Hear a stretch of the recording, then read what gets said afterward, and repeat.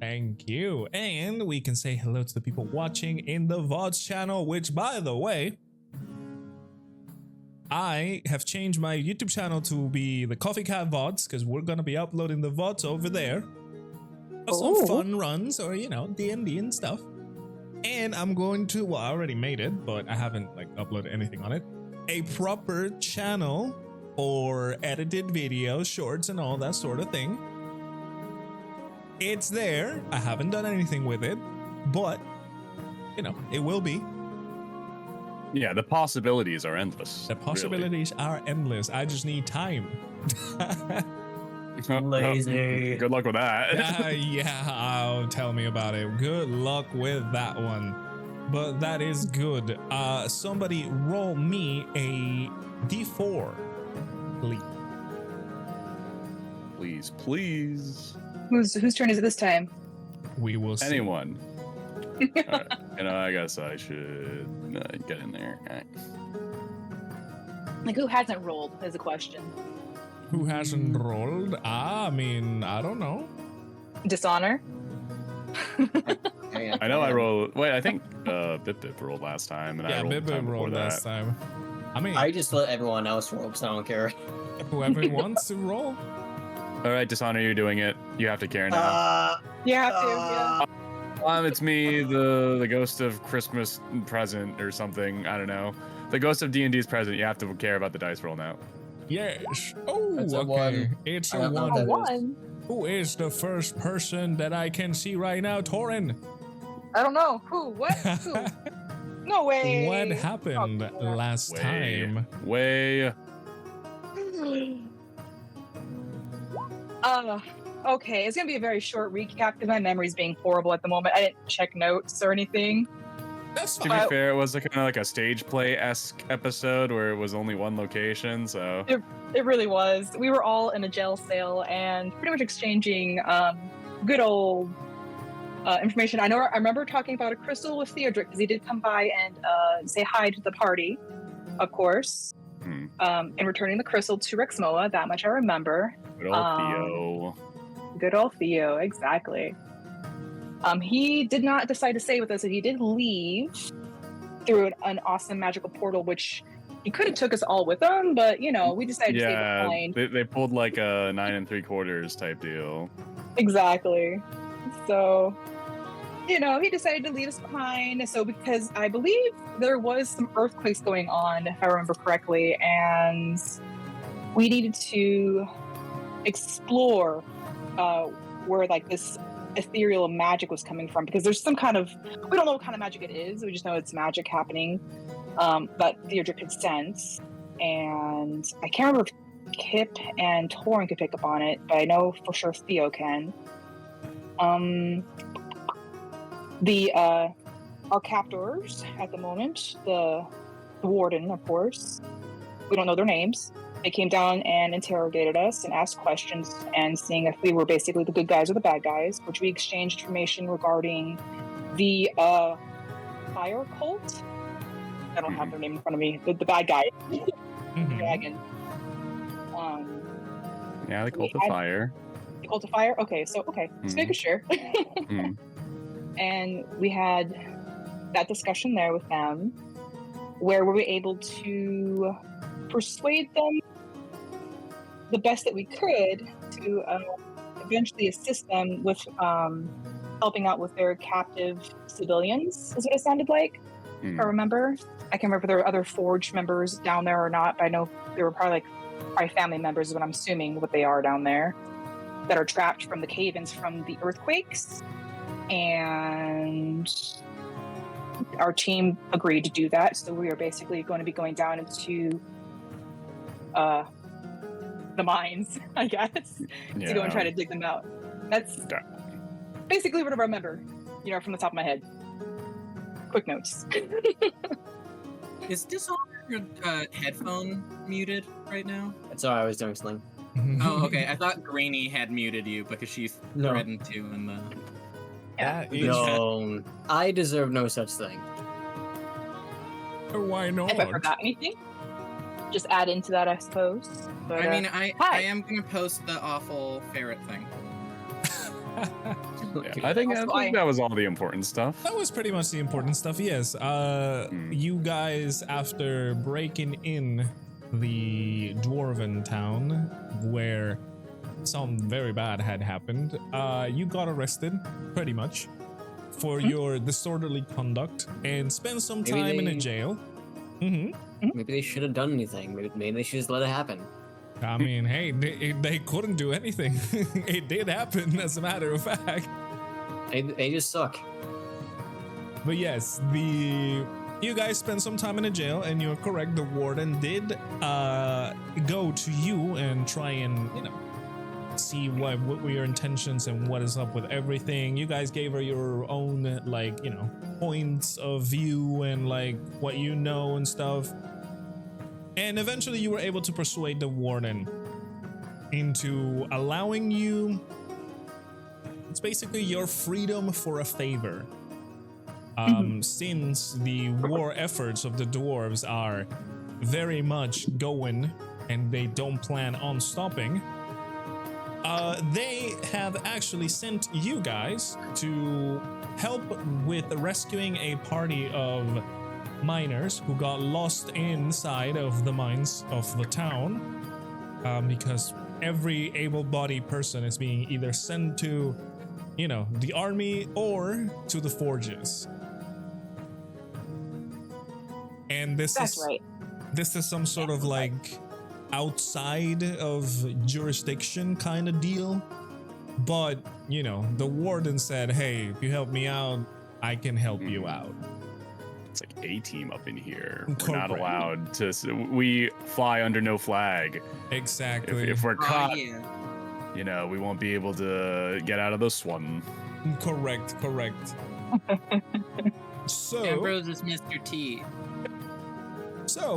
Yeah. You guys are let out of the prison, and if I recall correctly, you have just been sent into the Dwarven City outside of the prison gates with the pretty much just the task to, hey, you have until the king's brother's funeral, which will be held in a couple days, to bring those people back, or anything that either alive or dead.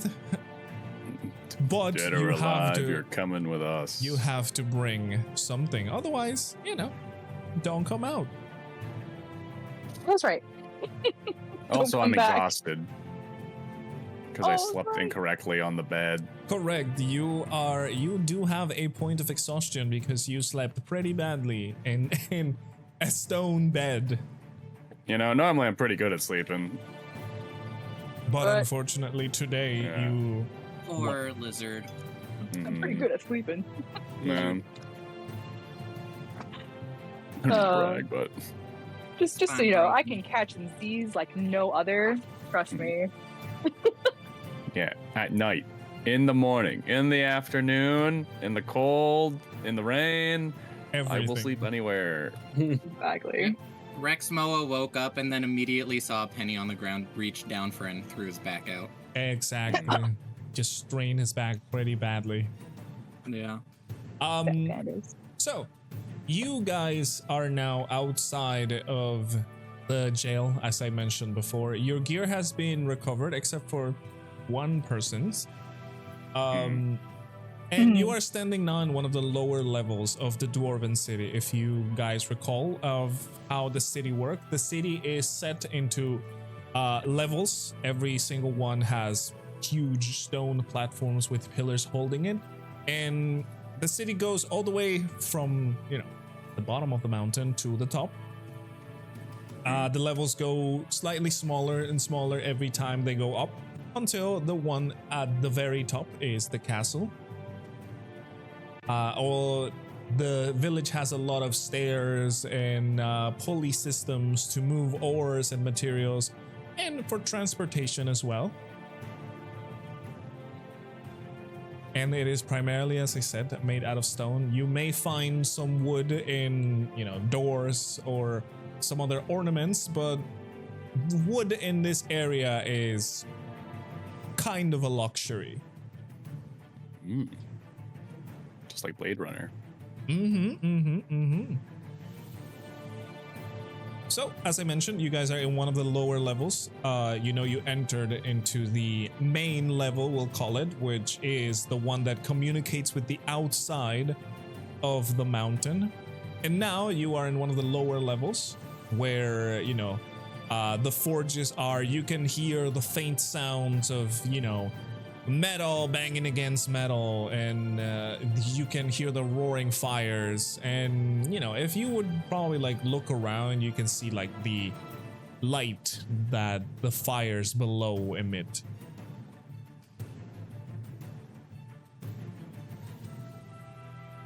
So what are you guys doing?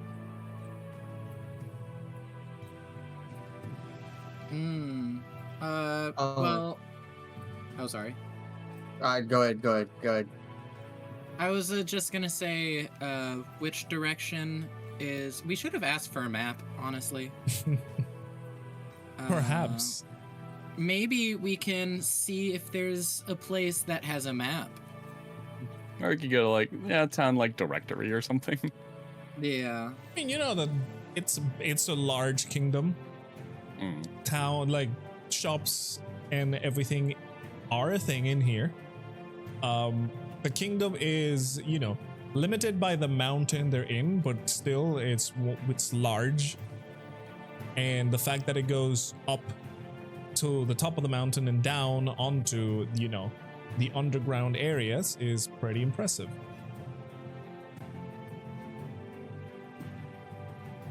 Yeah, well, I guess let's just go ask some people about where to go. What are the sites? Well, I guess as a party, do we need to do any preparation, or do we just want to head straight down there? I was just gonna make a comment. We should probably grab Taurin's stuff, which Theodric has. I don't know. That tricky wizard. You'll never know. You'll never know where he'll pop up. Oh, mighty Theodric, please return to us. My belongings. I will say yes. I mean, you have the time, but who knows what awaits in the deeper ends of the mountains. As I said, the lower levels are used as mining, because obviously the deeper they go, the ores are more prominent. Also, I was munching on banana chips, so sorry for my silence. All good. That's all You good. like banana chips. It's acceptable. Banana chips are pretty good. I do agree. When was the funeral again? They said a couple days, so you have a couple days. As far as supplies go, I'm pretty set. I don't really feel the need to go to a shop or anything, but I suppose we can, look for torn stuff, or at the very least, get I a could substitute. use Yeah. a shop to sell stuff potentially. Yeah, I agree with Kipper, aka Bip Bip. I am Kipper right now. Oh, you are? Okay. Or Got it. I probably should have used the voice. Use the voice. Sorry. Use the I don't even have a voice for Taurin, so you're good. That's okay. We can tell through context. I hope so. Okay. But yes, Taurin would be down. As a player, I'm saying that to go check out a shop or something if there's something like that down here. Okay. So, you guys can easy enough just find your way into one of the many large stairways that lead to the upper levels. It is the main point of transportation in the town. You can see that a lot of people are using them. In the lower levels that you are right now, it is starting to be more of a workshop kind of area. Of course, the prison is set in this wing. Lower are the forges, and you would assume that even lower are the mines. And you can go up. You come out at the base level where, as I said, the town communicates with the outside world. And there's still a lot more upper levels. You have been in one level above. And you know that is like their main kind of plaza area, the one level above, the one that communicates with the outside. Well, wait, we're underground right now, right? I mean, you are in the mountain. Yes, you are level underground. But if you're looking to, you know, find somewhere, you definitely have to go up. Somewhere to go shopping? Or just Yeah. make sure I'm on the same page. Mhm. Okay. Hey. Did we already descend though, or are we still like on Well, that plateau of You before we could were descend? you were just let out of the prison that is one level below the surface. And they'll let us go back up? Yeah, you have been sent out with the one directive. Retrieve miners. What? Well, I'm so I'll- afraid. we may as well just like go to like the little hub bar area because I have a joke that I want to tell and I may as well just get it over with. Okay, Do it. okay. Go. I don't like Okay. you saying that after what you just said. Oh boy. It'll be fine. It'll be fine. There's more. I'm so terrified. Oh boy. All right. So yeah, I mean, if you decide to go in, nothing is stopping you from just going in, just going up the stairs. As I said, the kingdom is a very vast one. As you go up into this main plaza, you can see a lot of pillars holding up other structures, and obviously larger ones, and I mean very large ones that are holding up the higher levels up above. The architecture in this place is something to admire because of the way this layered town is built inside of the mountain.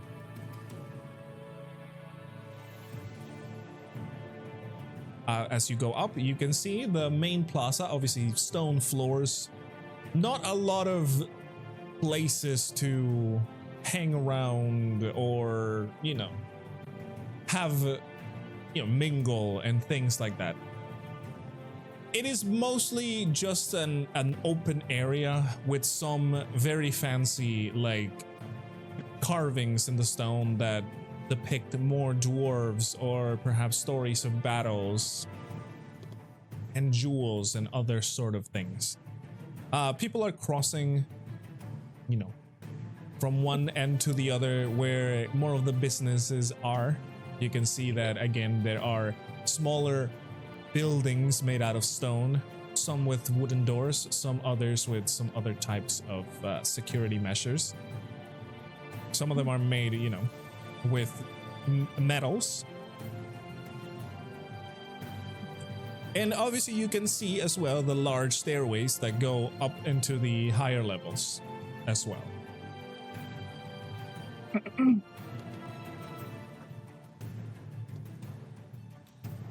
If anybody is looking for something specific, let me know and we can, yeah. I have the ingredients for that I think an alchemist would find helpful. All like right. the hag's nails. All right. Kipper, give me a perception check as you are trying to find a business, I guess. Okay, let's see. I don't know why perception and performance. I always mix the two up. Let's see. See, With 16, you are walking about, seeing things, looking at people. You take your time to ask some of them, and they just give you vague directions. You can tell most of them are busy or like don't really want to talk to you. That's how they are.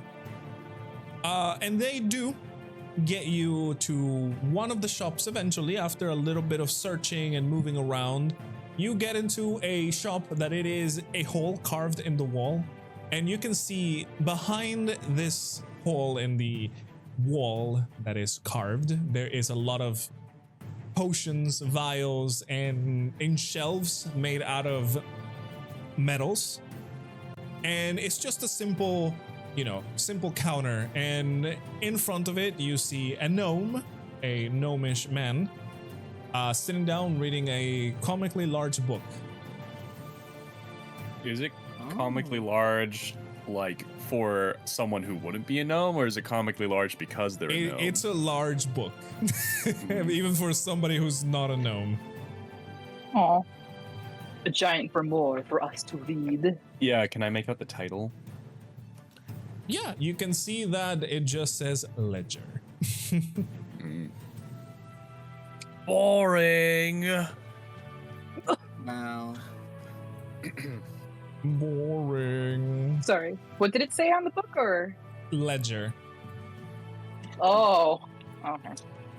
Well, I mean, would there be a list of like the names of those who are trapped in there possibly? No, as far as you were searching, specifically Bib, you can tell that this is an alchemy shop. It is a very small alchemy shop, though. Oh. Okay. So, I mean, like, I don't care about size. It's what you got inside that counts. Sure. Go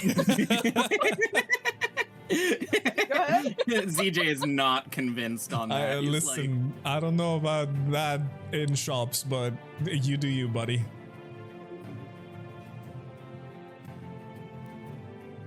Okay. So I guess I'll just go. Well, I guess we've already gone in, haven't we? Well, there's nowhere to go in, as I said. It's just like a hole in the wall, and there's like a counter in front of it.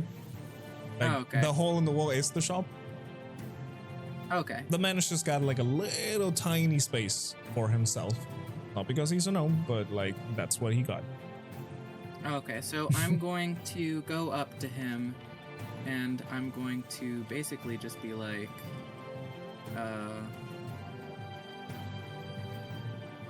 hold on. My brain broke. Excuse me, sir. Would you be potentially looking to buy a few alchemical ingredients? Oh, well, chemical ingredients? Yes, of course. I'm always looking for a chemical ingredients. What are you selling, dear boy? So let's see. And I pull out of my bag. I pull out the 11 hag's nails and I Okay. put it on the counter. And then I put like the one handful of mana grass and then the one handful of crimson bulbs. And Okay. also 8 toad's tongue plants. Because I was foraging those as I walked. Okay. He probably doesn't want those. As you set them down on the table, he, sets the ledger aside, just puts it to one side of the counter. And he looks about. You can see he puts on some goggles that he has to, like, inspect them. He says, very well preserved. I am quite surprised that somebody is interested in alchemy in such places. I haven't had a lot of customers around here, but, well, I can probably buy these from you if you're willing to part with them. Of course, yes. It's a real shame that people don't recognize the importance of alchemy in this area, but I'm happy that you're still holding up shop. Oh, you know how dwarves are. It's not something I can change, but at least I was able to settle with the business here. I got this small place, and I'm happy. Well, I'm happy that I could help in any way. Right. Well, and he pulls out like a little glass to look, like magnify the plants and look at to see if they're like in very good condition and whatnot. He's truly inspecting them, and he puts aside most of them. Actually, I'm gonna roll something real quick for the plants. Okay. For the plants, he puts aside both handfuls, and he says, "Oh, right, kid, I can give you 25 gold for all of these. For the nails, well, the nails are probably out of my budget right now." Okay, so I'll just hold on to the nails for now. But yeah, 25 gold for the rest. That's spectacular. Good. Now let me count the coin. And he, steps off, grabs a coin purse, and he starts counting coin by coin in front of you. 1, 2, 3, 4, 5, and it just goes on for an unreasonably long amount of time. 23, 24, 20. Wait. 24. I thought I counted one wrong. Did you see me count properly? I don't want this transaction to be a very wrong one. Do I have to roll to figure out if I watched properly? You definitely watched him count properly. Okay. Don't worry, you counted properly. All right. Then 25. And he puts the last coin in there and just kind of slides it over to you. And he grabs the materials very carefully and he sets them behind him. Awesome. And I just have one question. Would you happen to know a good cartographer or any place that hands out maps? Oh, Just of the city. a cartographer. Well, we don't really have one specific one of those, but I feel like you could probably get some luck in the general store. You can't miss it. He just kind of, leans over the counter and starts giving you directions. You go to this, and then you move over there, and then you would see it. The sign with a tombstone is hard to miss. It's called cryptocurrencies. Oh, that's pretty rad. Part of me in my brain was thinking it was just gonna say Walmart.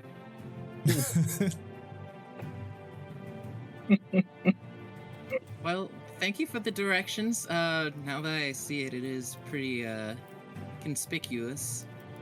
And you can see as he was showing you the way, you can see there are more advertisements in the form of small signs with the word cryptocurrencies and the tombstone symbol, which is just a normal tombstone with a little skeleton with an X made out of bones behind it.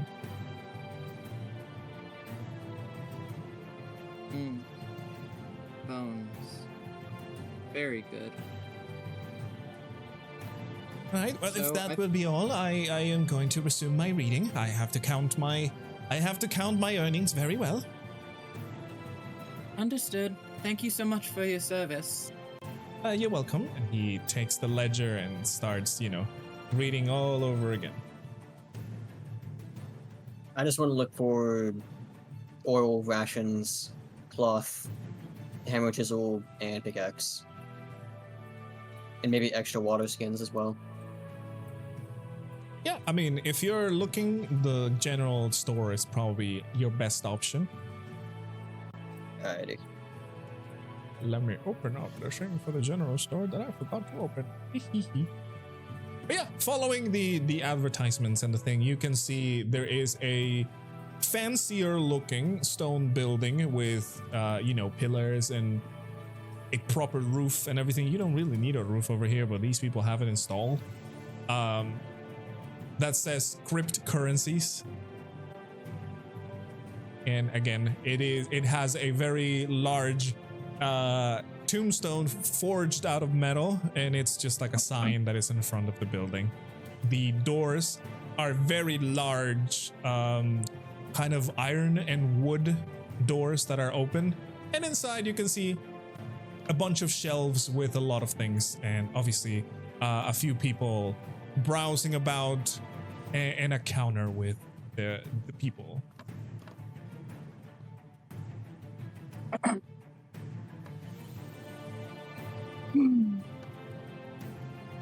I'm assuming you guys are heading in? Mm-hmm. Nonchalantly, yes. Yes, sir. You can see that the shelves are categorized very neatly. You can see one side is for armors, another side is for weapons. You can see another side is all about adventuring gear, other side that is for tools. You can even see some other like smaller areas where they sell you other items of necessity or like just pure vanity. You can see like jewelry and stuff like that. All right, who's gonna be pushing the cart? Are we taking this cart to the mines? Is that? Or No, are we? we're not. Oh, We're we're just not. shopping. Yeah, you guys have just Okay. entered Shopping. a Okay. shop. I'm exhausted, so I'm old. So no. Okay, so we're putting Rexmoa in the cart.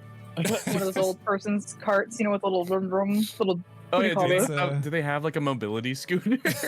Yeah. Oh my goodness! you it's can like see- an enchanted mobility scooter. You can see they Drive around. actually have custom made mine carts that Perfect. serve as shopping.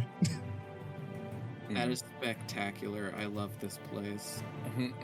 Very old people thoughtful. friendly. It was just Taurin will kind of like gesture after you, sir.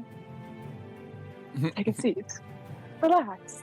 Thank you, Taurin, and I will, I guess, like sit in the shopping cart Yeah, I and, mean, if you and want to. massage my back. Yeah, it's happening. Okay. Yeah, we're just gonna go with it. Roll with it.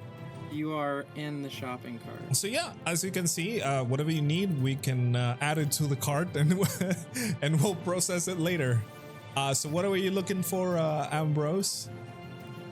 I sent in a message. It's the first message I sent. It's Ooh. oil, rations, cloth, possible healing potions, so it's not a big deal. That could be done elsewhere.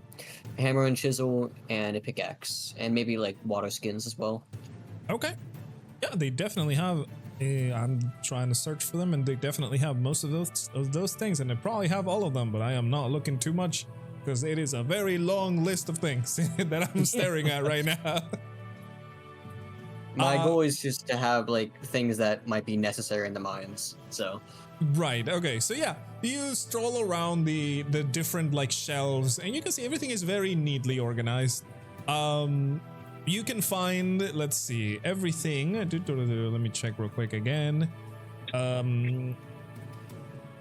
Yeah, everything except for the potions. Unfortunately, Okay. you Yeah, do not I see expect potions much. anywhere over there.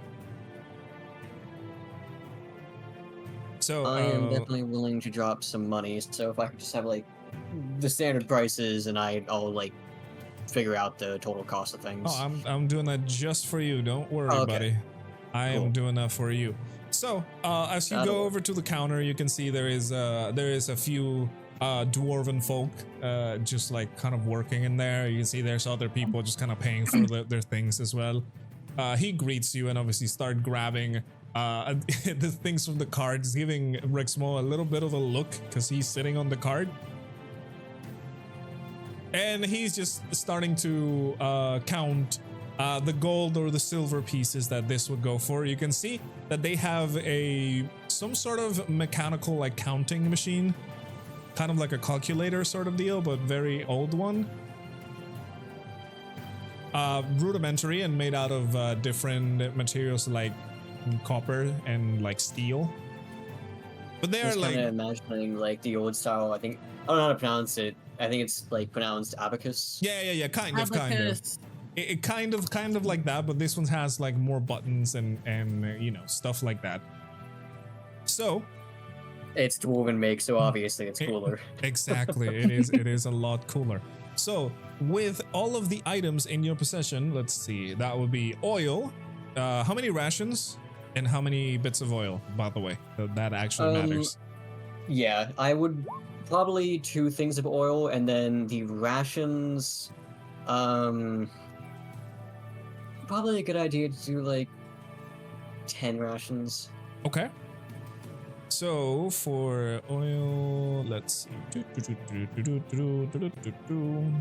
Okay. That would be a total of 10 plus this plus that. Okay.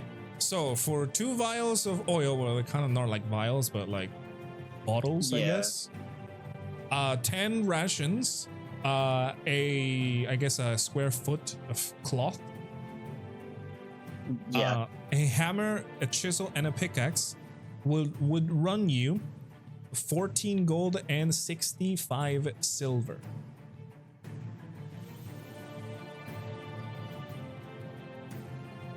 But I can take away.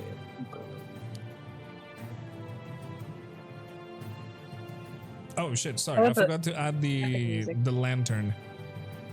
With the lantern, that would be. I already have a lantern. Oh, so I you don't- already have a I don't lantern, need so that. that's fine. Yeah, I just needed oil because I have oil, but it'd probably be a good idea to have extra just in case. All right, that's very good. So 14 gold and 65 silver.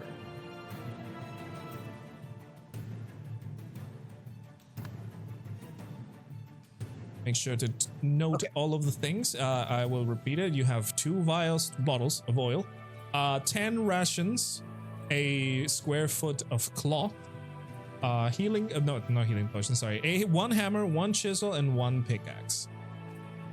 Yep. Write it all down now. Perfect. And you know, the man just kind of greets you and just makes the next customer pass as you guys are finishing your own kind of shopping.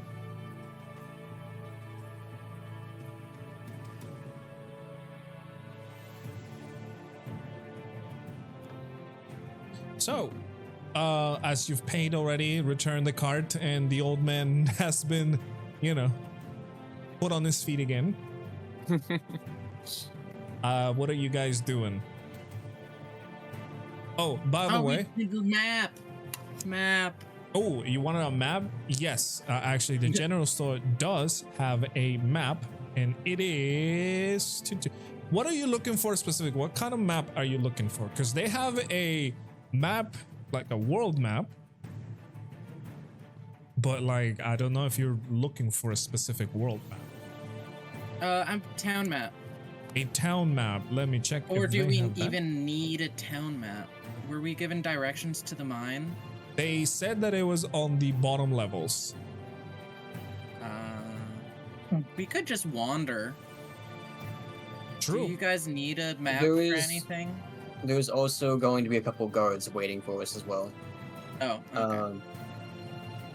Honestly, what I was gonna do was, since I have proficiency with cartographer's tools, I was going to like mark down as we entered into the mines. That way, we'd have a good way to get back. Mm-hmm. Hey, that could be an idea. Or we could do like a breadcrumb trail type thing. I don't know what would be useful for that. Just like a bunch of very noticeable Goodbye, chalk. markers. Mm-hmm. Rainbow Yeah. stones. Yeah, rainbow stones. Yeah. Rainbow We were stones the from Dark mountains. Souls. Well, while we're in the Yeah. mines, Exactly. Prism stones. I'm gonna like look at Taurin, and I'm just gonna be like, while we're in the mines, keep an eye out for any, valuable looking stones potentially. Not ones in cots, but there might be something like just, sticking out of a wall or something. It might be Ooh, nice shinies? payment. Yep. Lots of shinies. It's kind of like the origin point of shinies. Indeed. Will do. Yeah. Yep.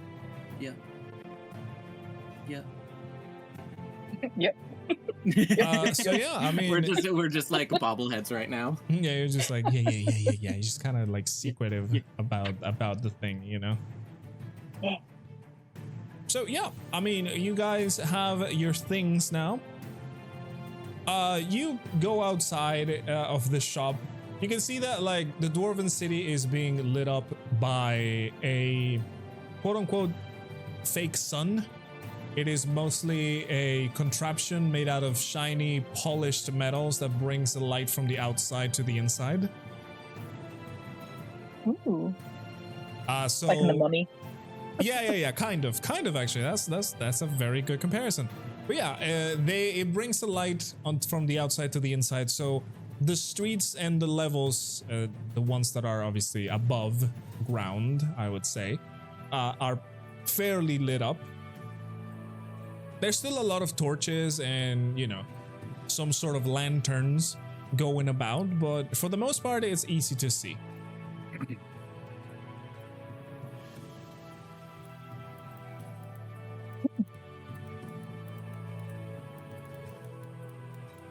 So, what is your next course of action? Is there like a bar or a tavern around? We haven't had a decent meal. Well, right, we only ate like that gruel. Not very nourishing for the soul. That is correct. And as a matter of fact, yes, you can see, while you were walking about, you were able to pass for a few like smaller inns and taverns. So yeah, definitely. You can see you caught some names specifically. You saw the Bread Forge. You saw Electrum, which seems to be a fancier jewelry shop. I don't got any of those on me. Jewelry. And you also saw a Deep Rock Delights. Deep Rock Oh. Delights. Is that like Rock and Street stone. Rock and place? Stone. Rock and Oh, Stone. we'll go into Deep Rock Delights unless anyone has any opposition to the idea. I'd want to know what it is, and I really hope it's not like a dwarf strip club,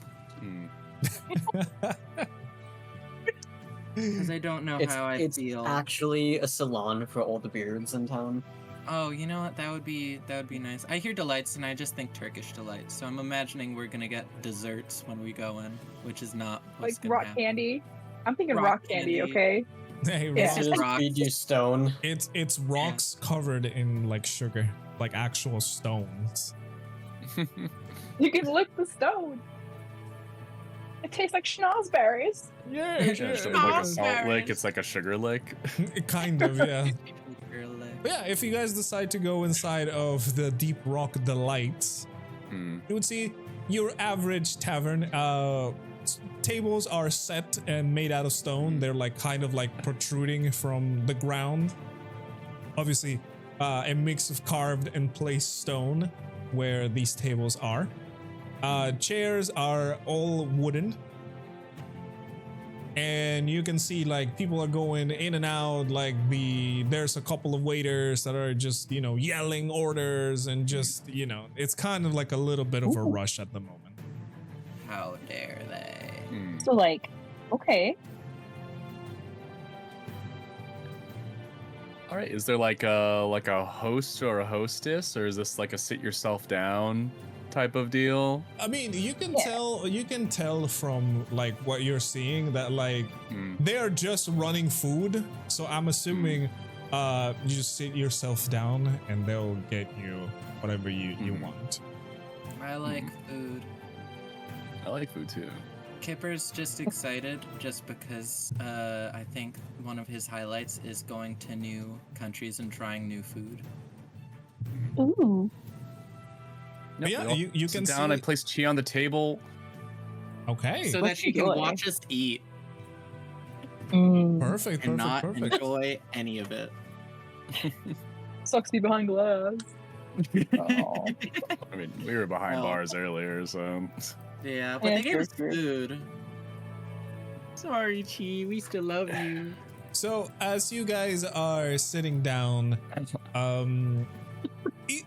moment passes. Like it's a while. You're kind of like trying to get the attention of like the waiters and all the things, and it makes you think a little bit. Ooh, she lets out a small Then she speaks up. You can also use to locate spell, perhaps to find Theodric, unless he is where you go to eat. Wait, I feel like what? we've met him at least twice at eating places so far. Well, I think Theo would be kind of hungry. I mean, wizards eat food.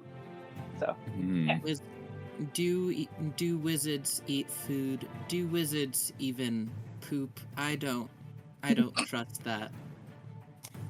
Okay. How would a wizard not poop?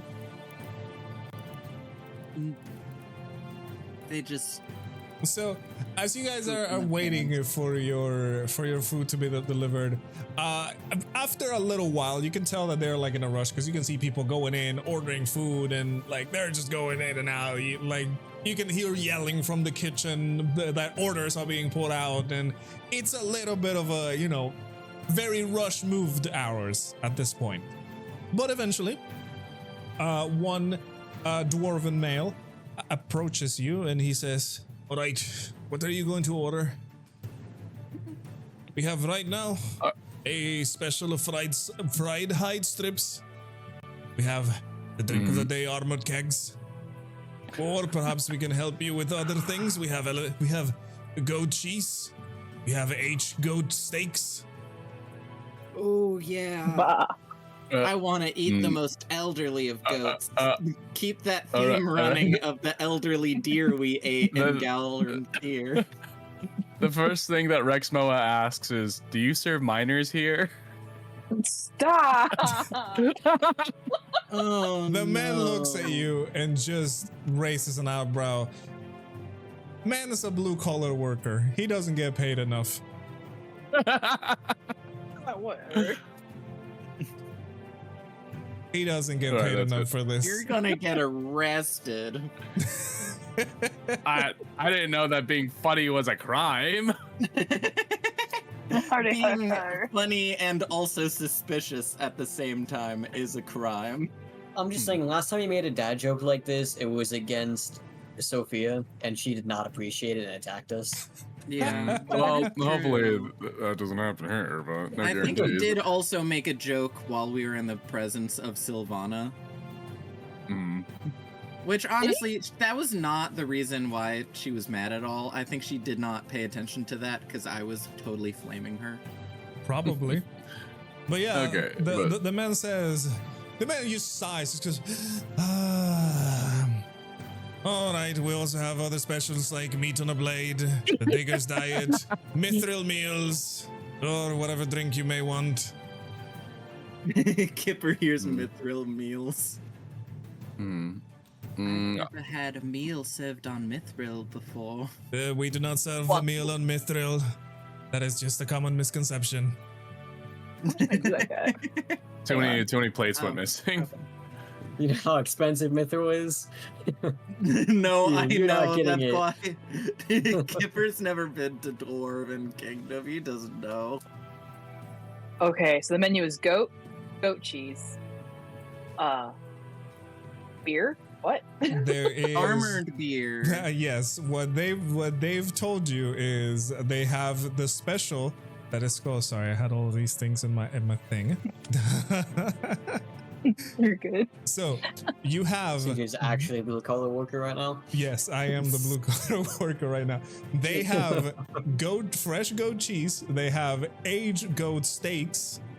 They have fried hide strips. A drink called armored kegs. They also have specials called meat on a blade, the digger's diet, or mithril meals. Okay, I would like. How much are those aged steaks? Wait, sorry, you cut out a little bit for me. Oh, the aged steak. How much? How is that? Like a gold? Is that silver? How much is that? The man, just kind of flips up the page of like the thing that he has. He has like a little, and it's not like a page. It's like a scroll. He just kind of opens it up a little bit more.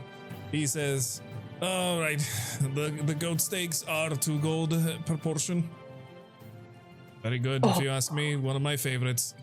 Golly, 2 Hi. gold. He says this with the most unimpressed face you have ever seen, by the way. Like devoid of any emotion. Oh, so he doesn't care for this meat. Probably. I mean, you can't sell me if you're gonna be like, it's 2 gold. Yeah, it's all right. You know, you can have some. Want some? We Can I also- ask He's just tired of our bullshit you already. prefer to eat here? Sorry, Kipper, you were completely overshadowed by everybody. What did you say? May I ask what food you prefer to eat here? Like, what would be your choice or the chef's choice? I don't eat here. Oh, oh no. Okay. Is this a good For thing or lemon. is this a bad thing? I feel like this is bad. I feel like I if he don't- doesn't eat here, we should leave.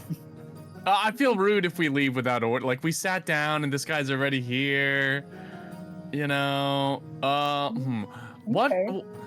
So I'll ask, what is the most, like, 10 silver meal that you have on the menu? He looks and he says, the fried height strips with a side of ale. I'll get some of that. Right. And goat cheese. Goat cheese. Oh my goodness. And he starts like noting it down on the scroll that he has. And he just looks up at the rest of you, waiting for whatever you're going to order. God, strips and arrow, please. Mm-hmm. And just the... What? What's in the Mhm. What is included in the mithril meal? I asked that too. Oh, you did? I was gonna ask, but it's good. We're Oh, good. yeah, Go okay. ahead. I wanna know. he sighs again, a little bit not as annoyed, and he says the mithril meal contains a variety of different beef sausages, fried eggs, and some boiled potatoes. Oh. All served in a very fancy plate. It is not mithril though. It is too expensive for that. Well, understood. I've never actually touched mithril, so it wouldn't make sense that it was on a plate. What's in the digger's meal? He says, dried meats, ale, and lots of bread, whatever your digger needs for its daily food intake. Kipper's gonna do a real, dookie move and be like, okay, well, I think I'm going to get the aged goat meat with goat cheese, if that's okay. Asked for, like, lots of details, gets neither. Yes, that is okay. And he takes note of that. I feel like if I Takes ask note for, of like, a you Shirley Temple specifically. here... a note of abuse. And for the lady, Well, you know what? I'll take the ale and some cheese. simple ale, or would you rather try the armored kegs? A lot stronger, but it's good. Try it. Let's go for Kipper it. Yeah, raises armored his cake. hand. Mhm. Kipper's like, I think I might need some armored kegs today. 2 armored kegs. All right, coming right up. Your food will be served shortly. And he turns around and he yells at the kitchen, "Your order." And you can see that like the kitchen is being a little bit rude to them as well. They're like, "Oh, why the fuck are you bringing so many orders?" and stuff like that. Oh, Like it's rush hour in this place where you guys are right now. Dude, it's like I'm watching The Bear right now. Yeah, kind of. Hands, I need hands. kitchen. So as you guys are waiting for your food, are you doing anything? Try not to drink too much. We are going to be going into a mine soon enough here. Well, you know, when in Galvathere, do as the dwarves do. Not if we're gonna be putting our lives at stake.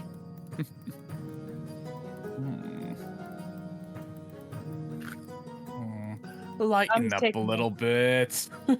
Who knows when we'll get the next drink, you know? But each day, you gotta cherish it, right?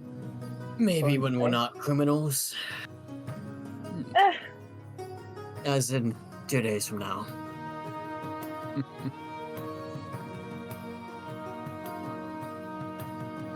Torn just kind of like slightly shrug. She nods in agreement to Ambrose. We need to make sure to bring the miners back. She agrees firmly. We must be in our senses.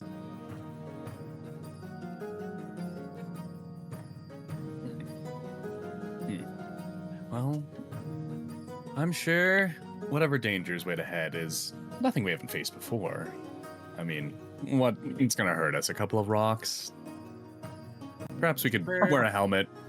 Kipper looks at Rexmoa and remembers the 3 different times where he was like knocked unconscious, and then the one time that he was straight up murdered. Mm.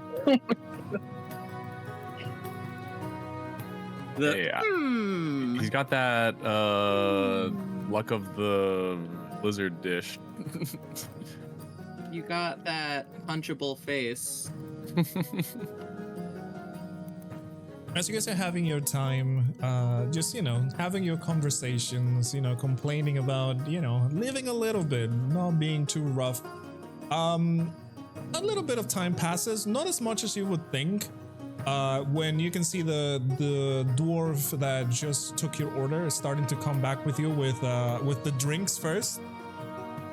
And suddenly the ground starts shaking to the point where the dwarf kind of stops and just holds the drinks firmly, and everything starts shaking. People are just gasping at the shakes, and it lasts for a few seconds, and the rough ambience of full of noise and like people yelling and everything became silent for that time. And after a few seconds that this has passed, just it all starts to resume again. Oh no, not the jar. I hold the jar. Don't worry, you're safe. You'll be okay. And the dwarf man continues going to you, and he says, all right, for the fried hides, and he puts the kegs for the fried hides on your respective seats. And he brings out 2 larger kegs.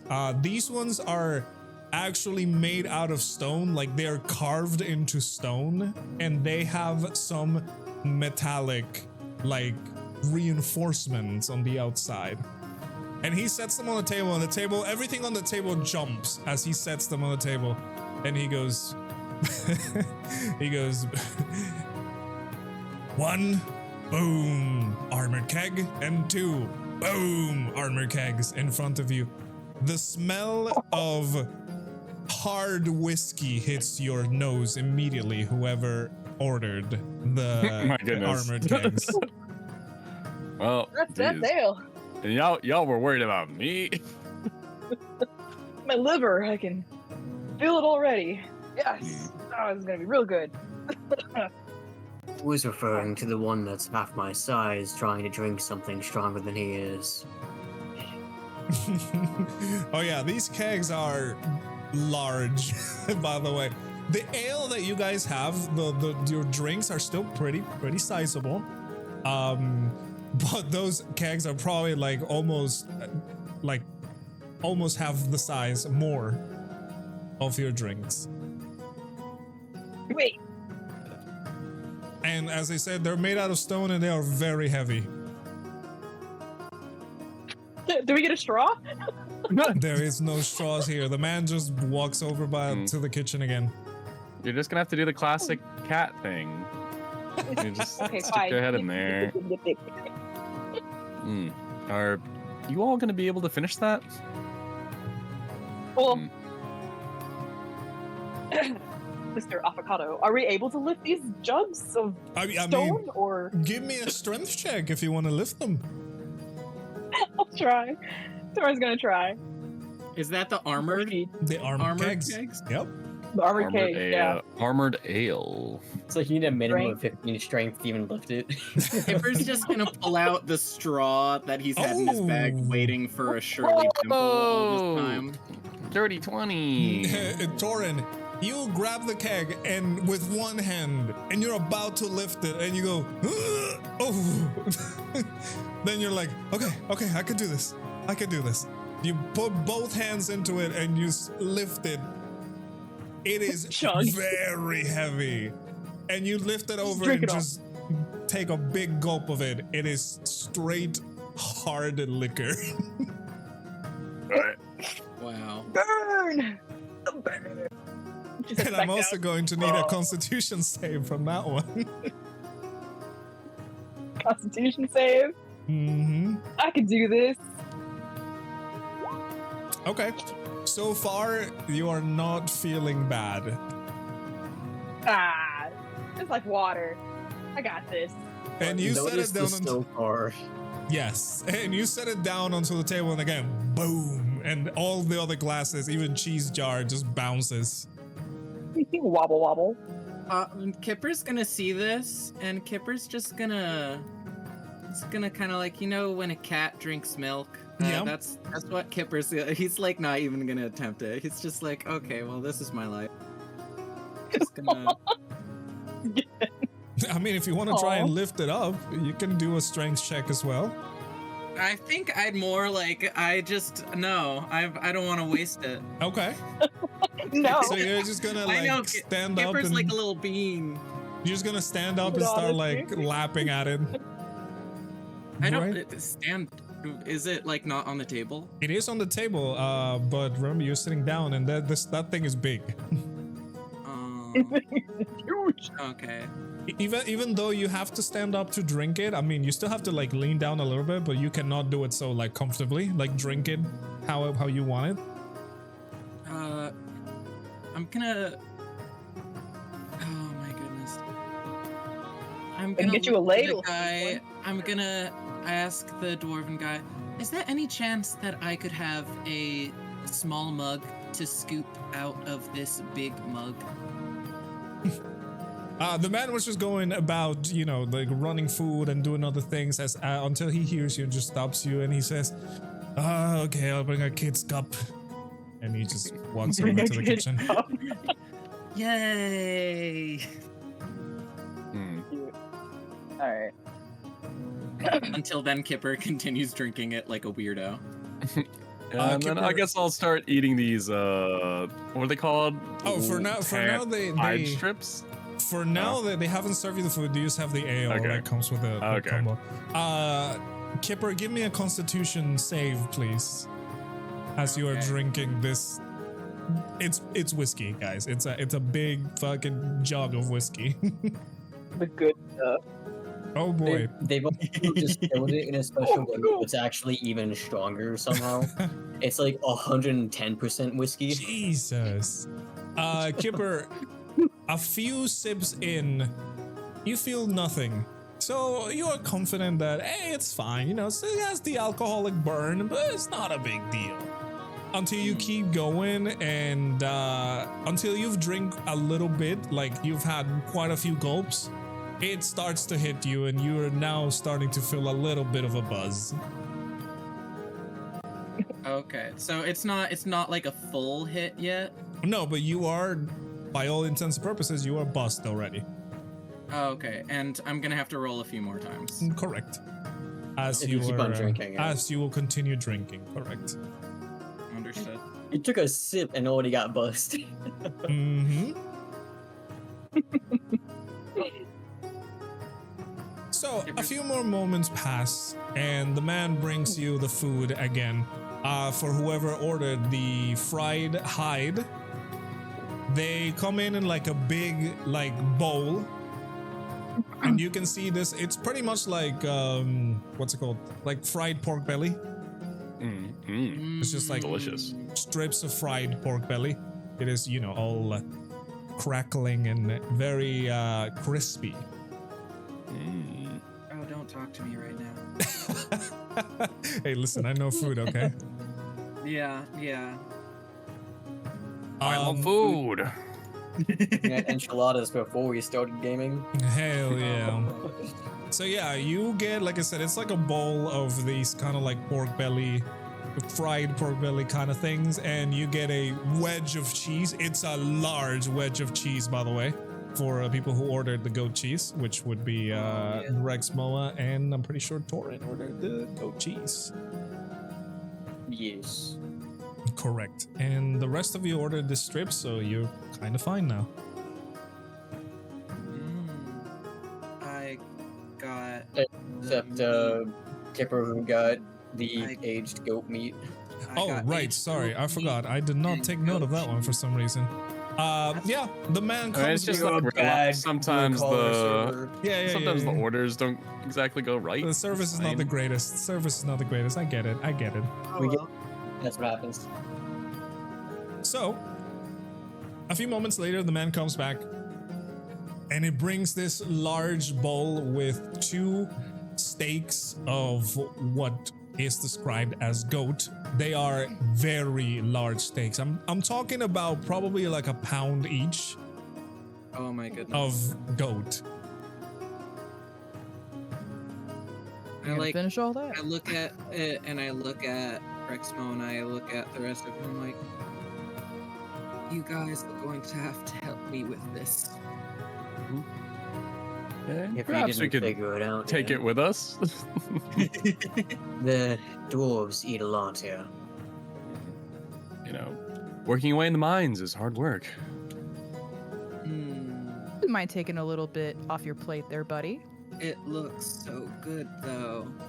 It is cooked to perfection, very juicy, and it looks delicious, by the way. And it smells also incredible.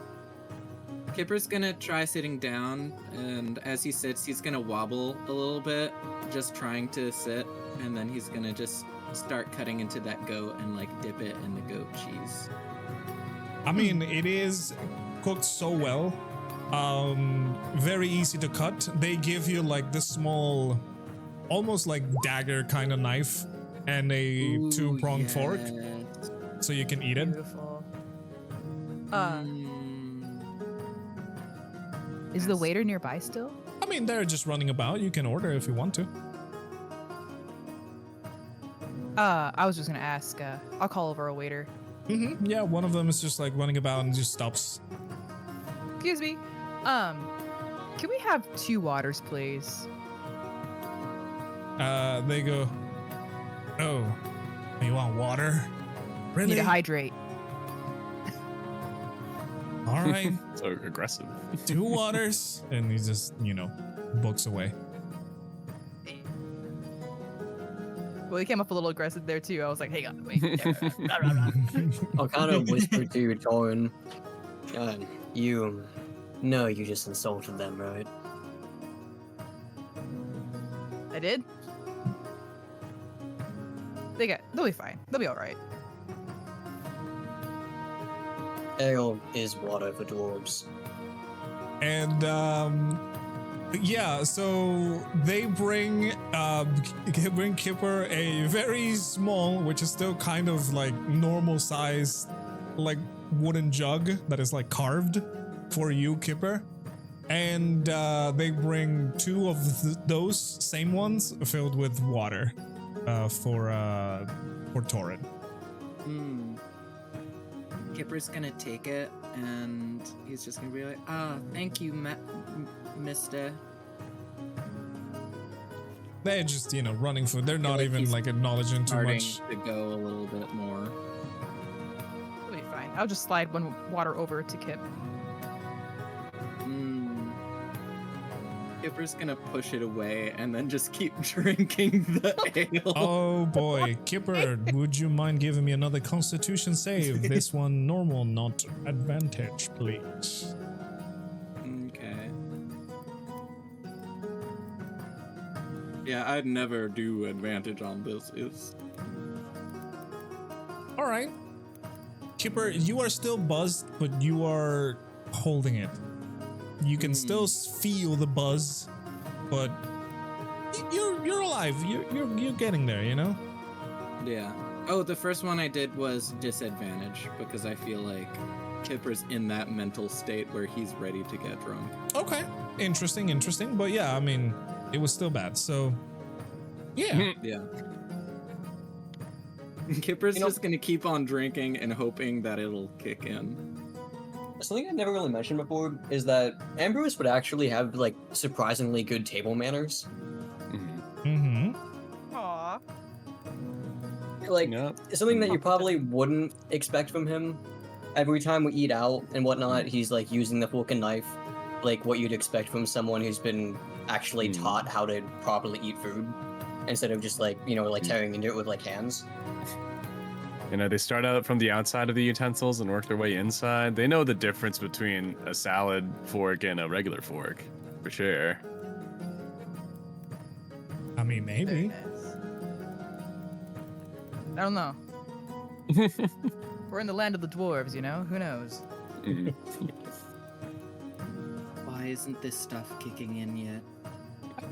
She sighs softly. I really do hope no one is drunk when we go down to the mines, she said, her voice a little chiding.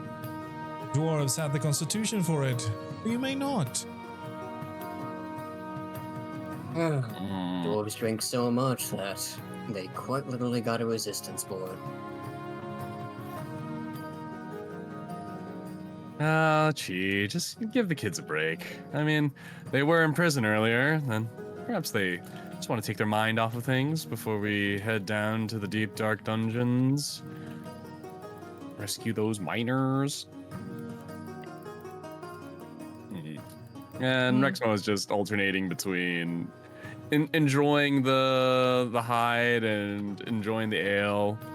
Just glad to be out of that prison. The ale, by the way, is also alcoholic, but not nearly as much as the reinforced kegs.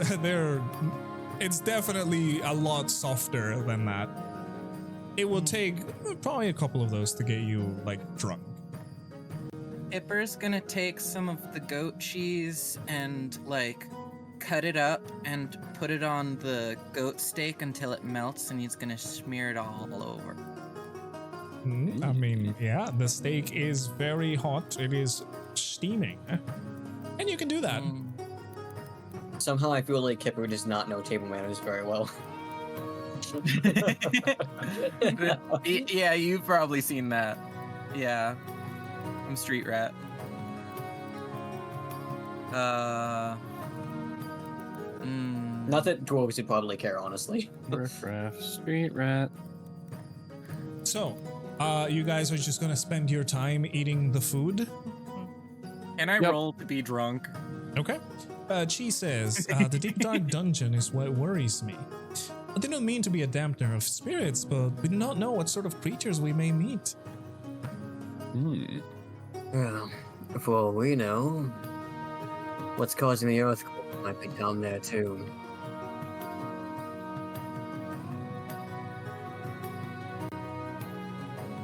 I have a feeling what kind of things we're going to meet at some point, and I feel like just letting loose in between might be nice. It'll wear off in an hour anyway.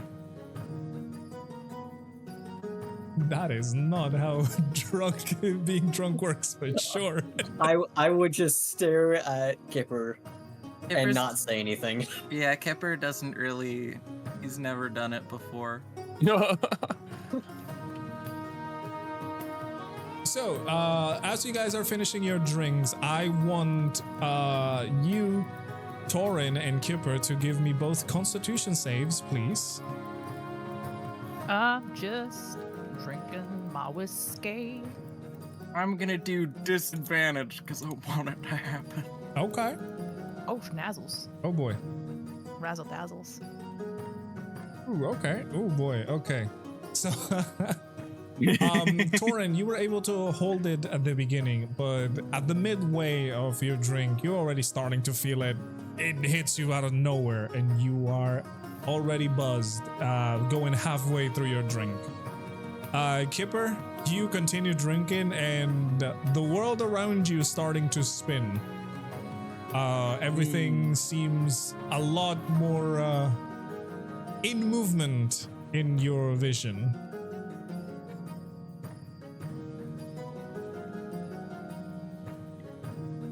Does anybody have the wordle of the day? the music in this place, I think. What does that mean? Music! She'll kind of chant around. I whisper over to Ambrose and I'm like, you know what? Maybe this wasn't a good idea. Maybe we've relaxed a little bit too much, if that's possible. Kipper's like gonna like shove a piece of steak in his mouth as he's eating, and he's gonna like mumble, just waving his arms around like you guys can hear him. I'll give a disappointed look to Rexmoa and say, yeah, just a tad. And we can't really rest either. We're on a time limit. Indeed. I mean, surely, if the dwarves can do it, perhaps, the rest of our party will be, well, they'll pull through. Maybe thinking like a dwarf could help us in the future, even. Kipper is going to just like take a bite out of the thing that's in his mouth and put it down because he started suffocating. Oh no. He's just gonna like cheese all over his face, cheese on his hands. He's just gonna like put his hand on Rexmoa and just be like, have I mentioned I love you guys so much? He's just gonna like look at everybody else and be like, you guys are like so cool. What was I talking about again? I do believe that we've had a conversation like this, but it's never too late to express yourself, of course, Kipper. And then I'll also place my hand on his shoulder, and I will gently take his other hand off my shoulder because it's kind of cheesy. It's like a little bit of melted cheese, just kind of, pulls. Kipper's gonna look over at Ambrose and just be like, what is your hair made of? If you're made of stone and your hair is made of hair, he's like gonna like do like math with his fingers. He's just gonna throw up on the floor. Oh no. Yeah, I think it's about time we take our check. No. As Kipper's throwing up, you see people who are looking about. You see at like the bar where like the food is being dispensed, you can see all the doors going like, oh fuck, they're all like, god damn it. I feel like there should be some kind of rule about serving dwarven beer to non-dwarves. Doris be like back and forth, just humming to herself. It's money. Let's It's go. money. And one of the people who are like running food comes in with like a mop and starts cleaning about. They're very used to this. Yes. Yeah, Kipper's just gonna immediately after that kind of look with kind of like a cow blink, and then he's just gonna start eating food again. Chi pauses in her looting. You might be able to help once they have their fill of drunkenness. Thank you, Chi. Yes. Perhaps we should conclude this sooner than later. Well, are you all gonna try to like finish these drinks? Like how No. many servings would be I like? am not done here, Dad. Just wait a minute. He's like gonna like shove Rexmoa with his cheese hand. As he It attempts doesn't, to it doesn't shove work. him, I'm going to like just grab the entire thing of the armored ale. And I'm just going to kind of like just lift it up, which I How much imagine is I'm your probably base strong enough to strength? do so. Yeah, how I much have is your 18 base? strength. 18 base strength? I would say that, yeah, you are able to lift it up with 18 base strength. I'm just gonna like lift it up much higher than he is capable of putting his arms. No. No, come back down. Hmm. When did you get so tall? This seems mildly Uh, dangerous, but I'll allow it. Taurin, how are Like you feeling? 15 years ago? I don't know. And like Kipper like goes up to Ambrose and just like gives him like the pouty eyes. He's just like, why have you done this to me? Huh. To answer Rexmoa, Taurin would be like, just a little buzzed, but I'm perfectly fine. At Taurin saying that, Kipper's gonna look at Taurin and just be like, Oh my goodness. I didn't think I would see you here. My gosh, it's been forever.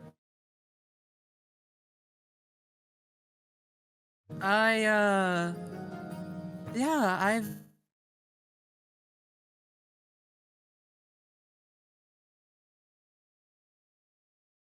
4 years now. Has it? I don't know the math. 4 years? it's like he just Huh. keeps on. He kind of starts reaching over to what Rexmoa has on his plate. I'll allow it to happen. So, how's Runt doing? I'm assuming you've kept in touch with her. Fun. Do you mean my sister? She is little. She's the smallest of us all. So, yeah. Kipper is just like, I mean, of course, yeah, sister. Jagrin, I don't know where the other one went. He kind of flew. That was interesting.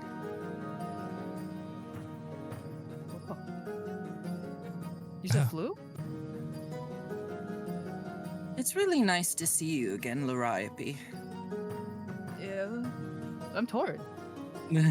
Kipper's like gonna go back to like reaching for the beer. Rexmoa, as you wave, the waiter comes at you. What would it be? You know what? I think we'll just all pay together. All right. Well, your total is about. And he starts looking at the scroll that he was taking the notes in. Oh, right. That will be a total of 15 gold pieces. Oh. I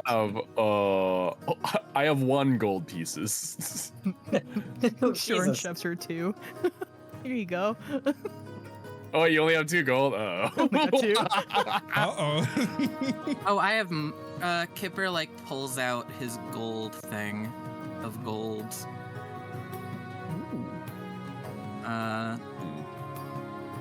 What you want, honey? 'Cause I got it.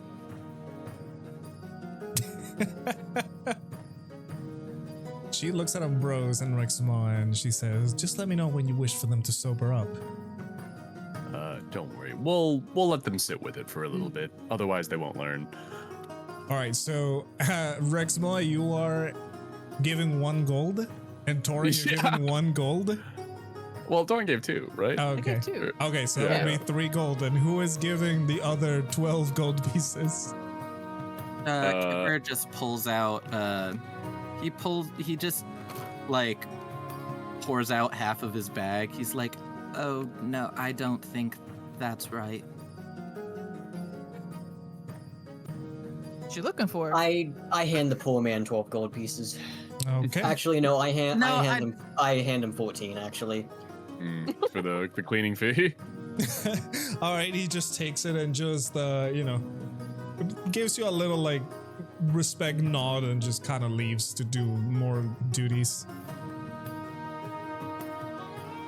so are we leaving?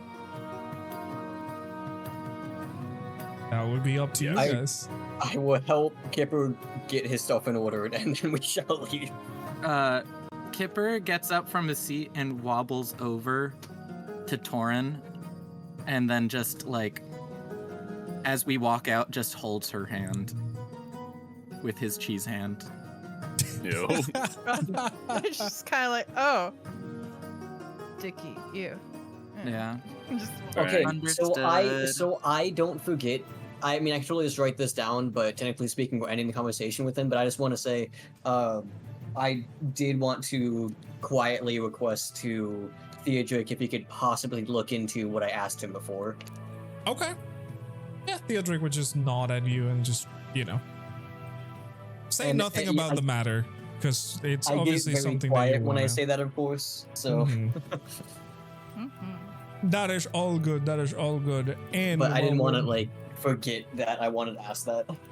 And while we're doing that, I'm probably just gonna have to cut this VOD and add it to the next one. So we're not gonna say goodbye to the VOD people. Not this time. We're gonna do it on the next one. This might look weird because I'm gonna cut the last episode that we did like 2 weeks ago and merge it with this one. Cause Oh, I guess we should. Welcome back. Oh yeah, the last one welcome did get cut short. back! Yay! Welcome back. Yay! What a seamless experience. What a seamless experience. So, would somebody mind Elden rolling Ring? a Elden Ring? Nice. Okay, this has been an interesting start. But would anyone I want to didn't expect roll it. a d4? Oh. Oh. Taurin, would you mind telling us what happened last time? This is gonna be a rough one because it happened a while ago. I Yeah. have really bad long-term memory. Wait, Taurin did it last time? Well, then we're gonna go the other side. I think Taurin did do it Ambrose. last time. I can start Bum, bum. recording. I was about to say that's probably one of the better people that could Yeah, do it. Ambrose. I- It's yeah, not the Bro. best option. Hi, buddy. I only have like 2 pages of notes for this episode, Brother, you guys just okay. I know what you guys did, but like you didn't do Yeah. much. You have 2 Yeah, pages. like Oh I my can just give the lord. Spark Notes version I just mean- from memory, because just do the story beats. We don't have to discuss like making jokes about people It working was all mines. important stuff. What can I say? Hey, listen. So, Okay, go ahead. Go ahead. I'm assuming we want not last time, but the time before last time, because last time is technically the transition period. Huh?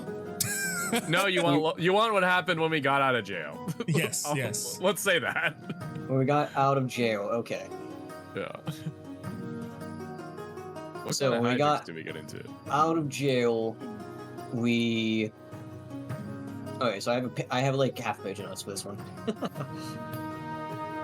So, now that we're out of jail, we technically do have a quest that if we fail to do, we will continue with our issues of being criminals and maybe even get executed, who knows, or maybe just get run out of the place here of Galvithir.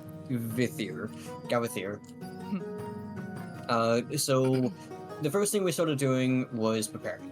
Upon leaving the jail cell, we started to prepare some things, buying some items, and I do believe selling a couple of things.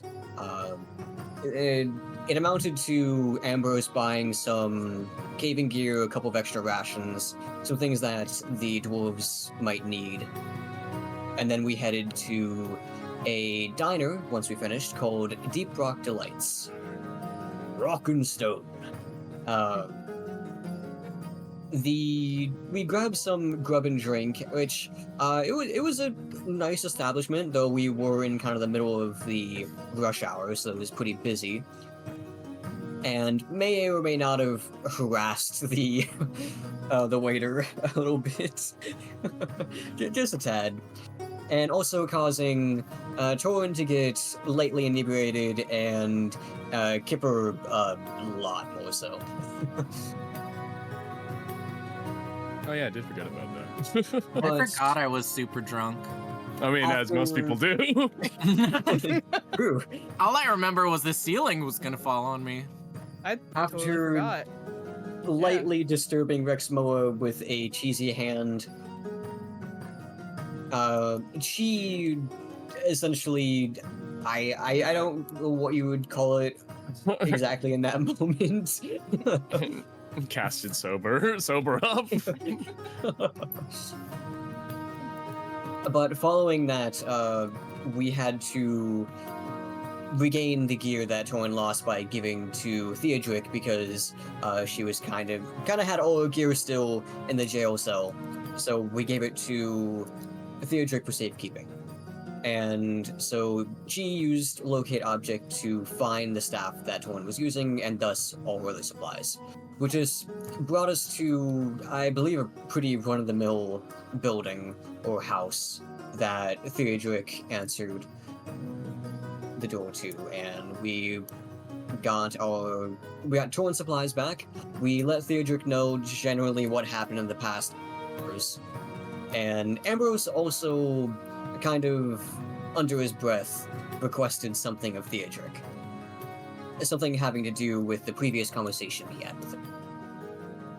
And with that, we leave off exiting the I guess we didn't really enter in, so leaving the area where Theodric is. Yeah, that is pretty much it. Yeah, you basically just got set up, and we're now, pretty much headed on your way into the lower levels, which would take you to the mines of Galvathier. Why was that so loud? What was what so loud? I heard a beep. A beep? Not a bit, but just like a very loud beep. I'm gonna blame Greenie. I'm just gonna blame Greenie for it. I don't know. It wasn't like a fire thingy, was Is it? it your, No, car- it is it sounded your, like I didn't hear your carbon monoxide alarm going off? Sorry, I'm dying. Help! I'm dying. This no? is fine. This is very fine. You didn't do Hang anything, on, wait a Greenie. You're minute. fine.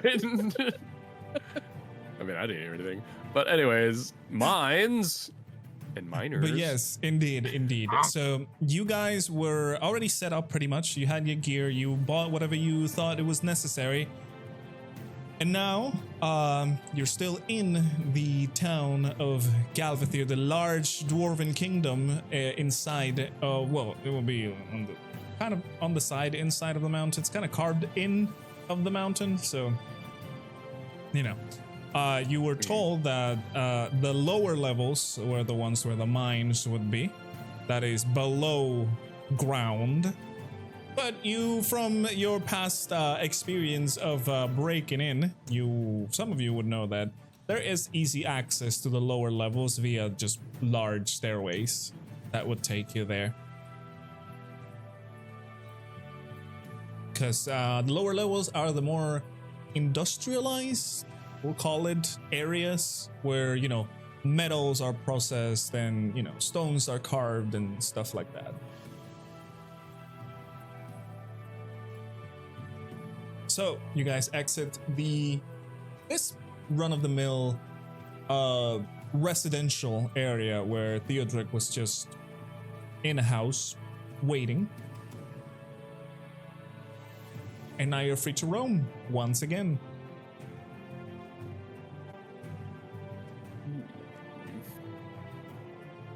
I think we're mostly ready, right? Yeah. I think Yeah. so. Yeah, let's get this adventure started. Oh, right. Unless, So, I anyone grabbed has any everything like I wanted, so.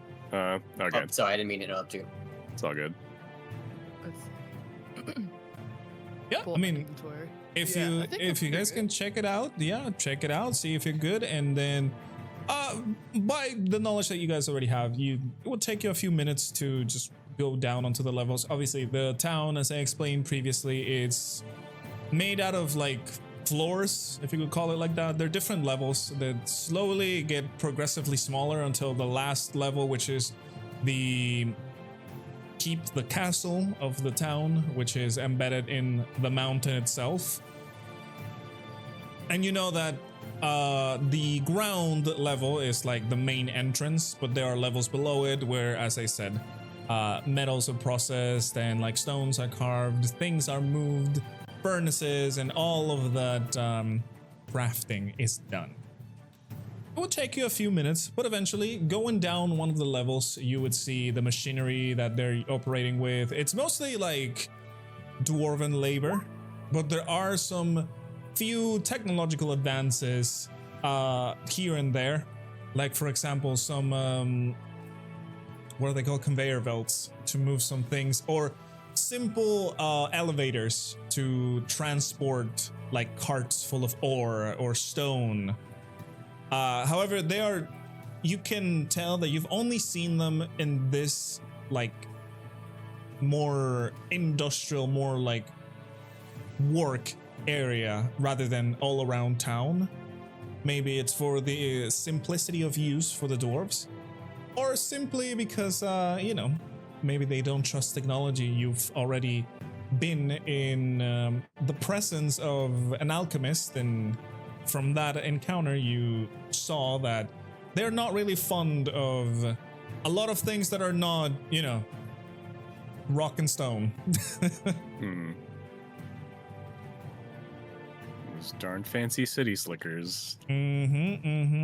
Exactly. So as you guys decide to head down further into another lower level, you can see that as you go below, first of all, the area is much darker because at this point the levels cover the entire I guess area of the mountain. So below it is only lit up by, there's a lot of like torch fire and some other like oil lamps and things that keep the place lit up.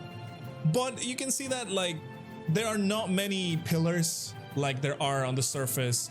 In fact, the walls are not carved smoothly like up there, and there are many entrances where some of the mines would be. With a quick look around, I'm not gonna make you roll for this because the place is kind of empty. You can see that there's only a few guards here and there that are just kind of patrolling around, but you don't see many people going in or out at all. As a matter of fact, the floor below, above you, the like more workshop area was full of people, and they were processing metals quite a lot. You know, because there is a warning. You know, war is incoming. So the Dwarven King is making their citizens double the effort of giving their army, you know, armors, weapons, and getting them ready to fight. Now, with a quick look around, you can see that some of the mines are open. Some of the other entrances have been sealed with stone. And you can tell they've been sealed because the stone that, you know, seals the entrance is nicely cut. So you can deduct from that that it's not been a natural thing that has happened. However, you do see not too much at the end of this level, but you can see there is a small platoon of guards that are guarding a open mine shaft with one of those stones used to seal it still not on the entrance. So it is kind of awaiting to be sealed. From what you recalled before that the warden told you, this is most likely the place that you have to go. And as you approach the area, as I said, place is empty. It's kind of quiet, really. Not a lot of sound coming in, except for the occasional, like, you know, stone moving around here and there, maybe a little bit of dust falling from the level above. You can hear the echoing of the hammers, the roaring of the fires from above. And besides experiencing another small tremor as you are there, nothing really happens. Again, when these tremors happen, it's like everything goes quiet. You can tell, like, the dwarven people are really not liking how the tremors have been affecting them, because it's almost immediately eerie silence when a tremor happens, until a few seconds later when it's all good and the noises come back again. as you guys approach the mine shaft that is open, you can see that there is a clear path lit up by lanterns guiding you over there. But as you reach, one of the guards stops you and he says, we've been informed you'll be here. Now, better be careful with these tremors. Some of the tunnels have collapsed. I cannot give you a proper map of the mine. Some entrances have been blocked. Some others have been opened. You're going to have to go on your own for this one. Do you have any idea how far in these miners might have gotten lost? You said there was a cave-in, right? Many cave-ins, yes. Mm. Well, as far as we know, they've gone deeper than we thought. They were looking for some of the deep ore to make the strongest materials. It was... They also. Oh, sorry, go ahead. No, go ahead. They also might have bled deeper to get away from falling rock. Yes. Well, I really cannot guide you inside of there. However, I can tell you, the best way is to go down. That's most likely how you'll find them. The mines are all a mess in there. You may find some old mine shafts that we still use. Or perhaps you will find your exit blocked and you may have to move some stone.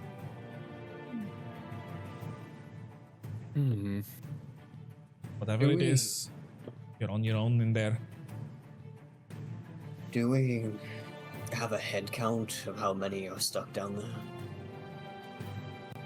Yes, as far as we know, there's 6 of them.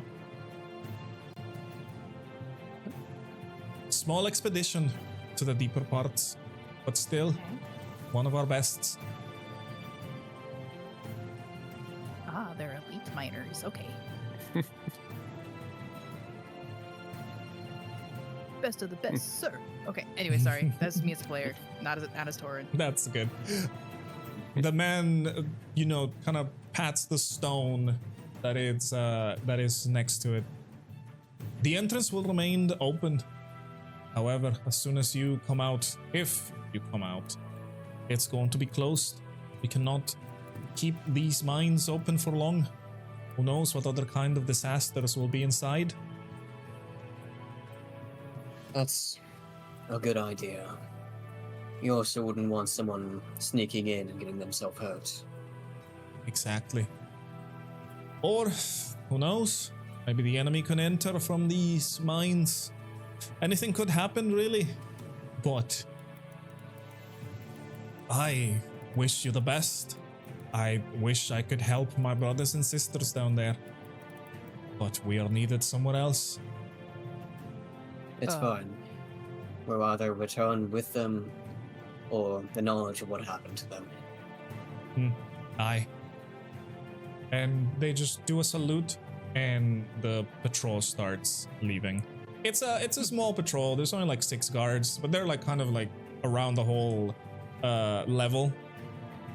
Because the level, as I said, is completely empty. You can see like the vestiges of like mine carts with some tools or like some railings that have been picked up and disassembled to like be brought back. Clearly this space is more for like the gathering of ore, and also you can see like some of the elevators that I mentioned before. However, they would only go up because the lower they go, there's nothing really down there besides, rock. But now, Can Coates, you can go ahead. I would say, Taurin would be kind of interested to kind of go over by the carts with the tools and try to look for like some hammer and a chisel, maybe a pickaxe. Because I give know me an we investigation might check. need them. Okay. And also, yes, she would have casted light on her jar, so now you have a very bright jar. Okay. It's low. That actually kind of answers my question. I was just gonna ask the guards if I could if there was any danger of using fire down here, because sometimes Mhm. when you're in a mine, depending on the type of ores that are down there, using like torches and whatnot can be dangerous. Ow. I would say, Ambrose, give me a history check, just to give you Sure, some. Okay. And Taurin, with your 4, you can see a lot of pickaxes. Most of them are a little bit rusted from use or like a little bit bent or anything. There are a lot of pickaxes, but in terms of finer tools, you cannot find any. Can I I still did pick one up? buy a hammer and chisel, so we do have one in terms of like hammer and chisel for fire Yeah, tools. just don't get separated, right? Mhm. Right. Nothing And- bad will happen. Ambrose, from what you can remember of the ores and, being underground, not using fire, you're totally correct. And by you seeing the fact that they use a lot of oil lanterns to keep the fire encased, that may be a little bit of a tell. But again, as the guard mentioned, there's not really any knowledge of what could be down there because Earth is moving too much. Tunnels have opened, tunnels have closed, But we do have a portable nightlight for Chi, so That is true. That is true. if, You do if have a nothing nightlight. else, we can use Chi to our advantage. Yeah, and I got my magical torch. That is also true. And that one, that one does emit heat. So But we can see. yeah, you Get to can judge. totally do that. That's She may have a warm heart, but unfortunately, she does not emit heat for us to stay warm. Unfortunately, not. Aww, Gee. But yeah. So, Very sad. are you guys stepping in to the mines? Yeah, may as well. I would love to Alright. step into the mine. I will note I am going to pull out some of the map making stuff I have, my cartographer's tools, and I'm going to start like putting down lines and like etching where we're coming from and where we're going. I'm pretty sure you need a That's a- check for that one, if I'm correct, to make a proper map. Maybe? Let me check real Yeah, quick. might. I have no idea, honestly. I What is do the have name? the tools Cartographer's and tools, right? proficiency. Ooh. Yes, I do have the tools and I have proficiency with them. Just as a You need to. Yeah, it is a wisdom check. You would have advantage because wait, no, no, it's just proficiency. But do you have proficiency in wisdom by any chance? I have proficiency in the tools, Right. which would mean I would have proficiency in the check if I'm using them.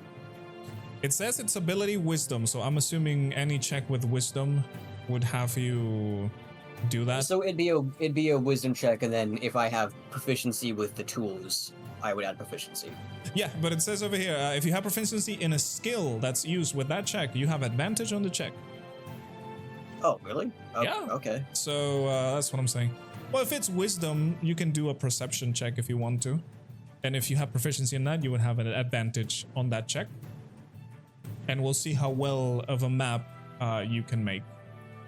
Because I have proficiency in the tools themselves, which is Yeah, it says over here, if you have proficiency with a tool, add your proficiency bonus to any ability check you make that uses the tool. If you have proficiency in a skill that's used with that check, you have advantage on the check too. Oh, okay, I see.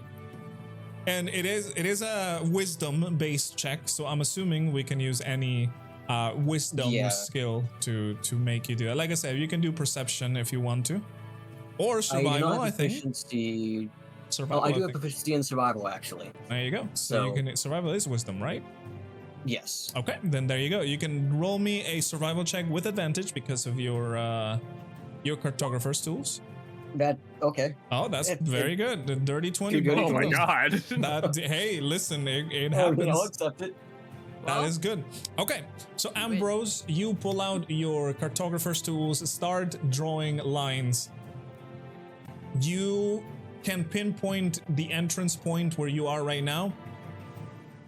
And as you guys start going deeper into the mines, Ambrose, for you, you have a good sense of direction. You are looking to the sides, seeing any different entrances, crevices that you may find. inside of these caves, and you're able to, map them out correctly. Ambrose, in no time, you would have mapped out the area, the first, I guess, level of these mines.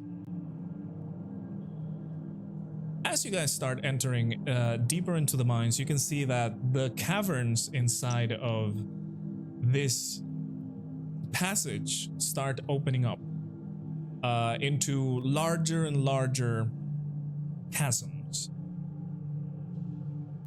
You can see how the, I guess, stone path that would guide you sometimes will turn into a wooden platform or scaffolding laid out for you guys to continue going about. You start going lower and lower, and as you continue, you start losing sight of the ceiling of these caverns because of how big they are. Some of these mines make you walk around this large stone spire that is, surrounded entirely by scaffolding as a means of a very long stairway. Your light is the light of chi is very bright and allows you to see pretty much where you're going.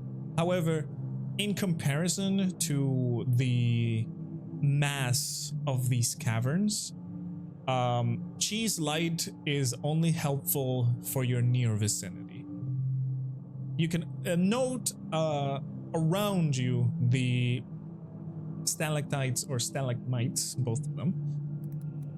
They are all different in sizes. Some of them are incredibly huge, kind of like the spire that you guys are walking through until you go down. I will say, Dishonor, at this point, you would have to make another check if you wanted to map out the area. Because I will continue mapping it out every time I need to. Okay. To try and make things as smooth as possible. All right, yeah, give me another survival check with advantage. There you go. 22. Okay. Easy enough. Again, you start making diagrams, now seeing how the mines expand not only forward but up or down as well. You start thinking more creatively and start looking at perspective, how to make your map reflect that perspective, because at first it was just a simple, line and drawing different entrances or chasms you guys have already passed. But now, seeing the stairways, you can continue mapping where they go with accurate drawings. It's a little bit hard for you to see, but you can take a moment to use chi as a light and continue writing. And you're able to map out more of the area as you are going. On the distance, you can see that there are more smaller lights that are, shining in these large caverns, where with some effort you might be able to notice that there are more scaffoldings and more signs of, the dwarves being there. Clearly, the mines expand for a long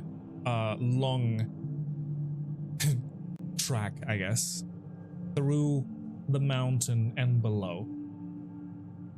As you guys are traversing, any noise that you make echoes around, and whatever you drop makes a huge sound that, may make bats fly off a little bit scared.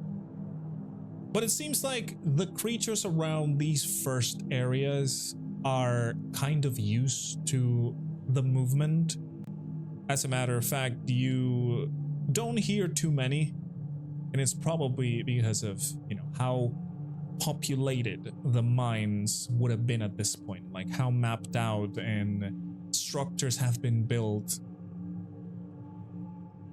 You find yourself again in another deep cavern as you are walking through some of the somewhat uncomfortable stone walls. They're after all made for dwarves, so they're not the tallest. You guys can fit in properly, but it sometimes gets a little uncomfortable. You know, you have to duck your head a little bit, or like, you know, kind of crouch.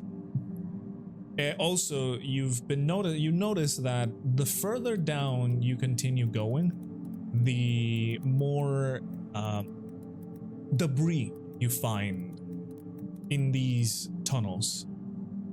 Some of the debris has, you know, gotten over other tunnels, and you can even find like cracks on the roads themselves.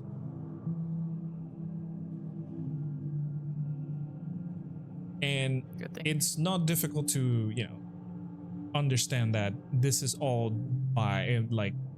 made by the tremors. Oh, so I you said will was? note the cracks on the map as well. Okay. Yep. For now, as I said, we'll call this one the second level of the mines, as you guys have gone down this large spire and proceeded into a lower area. As you guys keep going, the mines start getting a little colder because of the amount of open areas it has. But you find warmth as you reach the more tunneled, I guess, intersections. Because, you know, there are some lanterns, or, you know, even your own warmth is enough to keep yourselves nice and contempt. What were you gonna say, Taurin, by the way? You were gonna say something, I believe? No? Oh, I was gonna say, good thing we all got confined space training. You know, we're good. Oh, yeah. Yeah. OSHA 20. Right? Yeah, exactly. So, I want... who is leading the party? Who would be in front, like, in the quote-unquote marching order? I'm fine with doing it, assuming that would still make sense to me. Yeah, I mean, totally. Drawing the map. Totally. I mean, you're able to locate yourself as you're looking around, and it kind of makes sense for you to go first, like seeing the different areas and noticing how some paths are looking a little bit too rough for you to go through, and some others are just like, okay, well, we can go through here. I would say that you would be the one leading the party, and I would want you, Ambrose, to give me a normal survival check, this time no advantage. This is for you to see how much time you take traversing the levels of the mines, and if you get lost or not. Oh, Jesus Christ, dude. Roll something lower than 20. These are not... He grew up on the streets. If we get into a fight, I'm gonna like be nat one-ing 3 times in a row. Oh yeah. Oh, no. Oh yeah. That luck is gonna run out, buddy. I'm not normally lucky with roll 20. You've been taking away all the luck of the party now. Man, But anyways, until your luck runs out. Ambrose, as you are we'll call it the leader of this marching order, you, with your knowledge about like location and even with your mapping skills, you're able to figure out different areas that would have been dead ends just by like kind of looking into them a little bit and then realizing, oh, well, this doesn't take nowhere. Or, hey, this path is blocked. Let's not continue there. Or, hey, some of the foundations of the scaffolding look kind of rough in here. Let's not go through these parts. There's clearly a main, quote-unquote, main path these mines follow. Although, from sections, you can tell that debris and the earth moving has made this path, you know, not a proper not a straight path, but you know, it's harder to follow this path. But you, with your experience, are able to guide your party, and you start going into a nice pace. Sounds you can hear around the cave range from simple chirps of bats to, you know, small stones rolling around or falling from structures. The place is very quiet, besides your own, like, breathing or the sounds that you're making, you know, your armor and whatever things you have on your backpacks. I do have disadvantage on stealth rolls. You do have disadvantage on stealth rolls, that is correct. And whoever has medium or high or heavy armor as well. But as you guys keep moving at a good pace, you take a moment to rest, to slow down the pace a little bit. You've been going for a few minutes now, and you're understanding that these mines are large. Like, for a dwarf to get lost in this, for a non-dwarf to get lost in this, it would be very easy, because the systems, the tunnels that they have are so dense and interconnected that somebody without experience could easily get lost in here. Lucky for you, the constant moving of the earth and your own experience, Ambrose, has led you to not take too many detours and keep going. After all, you were told to, you know, just keep going down. That was your main instruction. As you guys are taking a break from walking for quite a lot of time, you decide to just, like, you know, sit down in one of these, like, tunnels and just rest. Catch your breath, maybe get a little snack of your rations. It is, after all, well, you guys just ate, but some of you did not keep that food inside. I wonder whose shoes became a victim. Oh yeah. Didn't she cast clean? Yes, that is true. They were She still did. the victim. She did.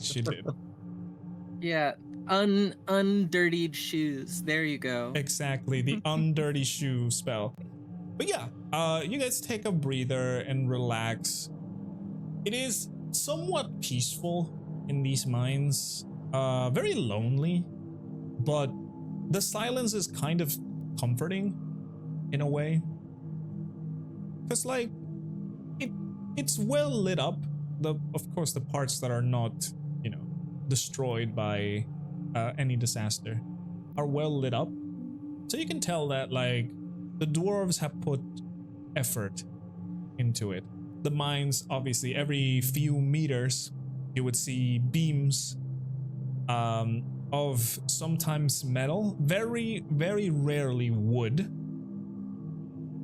but foundation beams to hold the mine itself, the tunnel itself. And sometimes you would even see, like, a grate, kind of like cage style, to hold maybe some loose debris on ceilings or on walls. But most of it is made out of metal, as I said. Very, very rarely you would see, like, a rudimentary kind of wooden one. And this is because, you know, the dwarves do not work with wood too much. They're not knife eaters. Yeah, I was just about to make that joke. Exactly, Leave that to the exactly. darn leaf lovers. Leave that to the hippies. Hey now, hey. Yeah. But as you guys are taking your break, suddenly another tremor starts. Now, you being inside of the mines, you can understand the intensity of these tremors. Whoever is standing up would have to grab onto the walls or the support beams or whatever ledge they can find to not fall down. the earth feels like it is shaking in a way that it could drop any person down. And you haven't felt it this bad up in the surface, but as you're going down, the tremors keep getting worse and worse. After the tremor, you can hear the creaking of the metal beams or the stone itself cracking. Another bits of debris and loose stone falling somewhere else, echoing through the tunnel. The sound of glass shattering from whatever lantern got damaged on the way. Yet, still, no human sounds as you are exploring. And Ambrose, I want you to give me another check for the map. Okay. And another check for the pace that you guys are taking. Okay, map first. Okay. 19. Okay. And then the traversal, 16. Okay. All right. Nice. The tremor is disturbed me a little bit. Correct. The tremor indeed has disoriented a little bit. You can even tell that some passages you guys are walking through have been slightly moved, like as it's the own like crust of the underground has been displaced slightly. I'm giving you the explanation just for you to understand the magnitude of these tremors now that you are down here. It is nothing to, take lightly. You can see again, Ambrose, more cracks on the ground, even the ceilings. As I mentioned, the grates sometimes are bulging down because of the weight of loose stones that have fallen recently and they have to hold it. Or, support beams that have been bent because of the pressure and the movement of the same areas. Some passages you start feeling a little claustrophobic because you have to get your chest against the rock to scoot through the small opening that clearly is not made for either dwarves or some bigger humanoids. But it is the only way that you guys can continue through. Some of the areas are now less lit up, and you can see vestiges of lanterns and some other parts that would indicate that there was at some point people here. You descend again into another this time is a proper stone stairway that has been carved into one of the walls. You've seen how the dwarven people do their houses. It's with that same kind of architecture. As you step down into another large chasm where things open up. You step down into the ladder, looking around, not ladder, sorry, stairs, looking around, trying to, move fast because of the fear that you may have that another tremor would catch you in these, by the way, very unsafe stairs. There are no railings whatsoever. It's just a stone stair. And you can see down, there is a bottom. You can see the ground. But let me tell you, it is a fall that would take out many. So, you guys, as you reach the point where the stairway leads further down, you kind of rush through it. To the jail. Honestly, kind of. I think it was unsafe. Oh yeah. This is just like Oh no. Yeah, just as I said, this is literally just like the steps carved into the side of the wall. There are no railings, no nothing. Just steps. Alternatively, Skyrim burial mounds. Yes. Yeah. Oh, Exactly. no. Are we Exactly. gonna have to roll just to walk down these stairs? No, Might be a good idea Elden when Ring we're style. coming back up.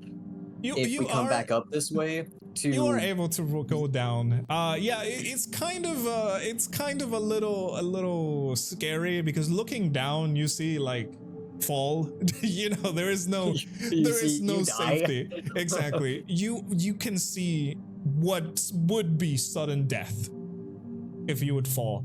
But grabbing onto whatever, like even your own like friends in front and behind you, or like holding onto the wall, you can cling yourself to this wall. It is not slippery at all. There is no water around these caves. It is all dry. But now you can hear, as you reach this, we'll call it third level of the mines, the whistle of wind. And there is a small, I guess, crack on the ceiling, which, by the way, the ceiling is very high up right now. There's a small crack on the ceiling that projects light down into another very large opening, which you come out from the stairs.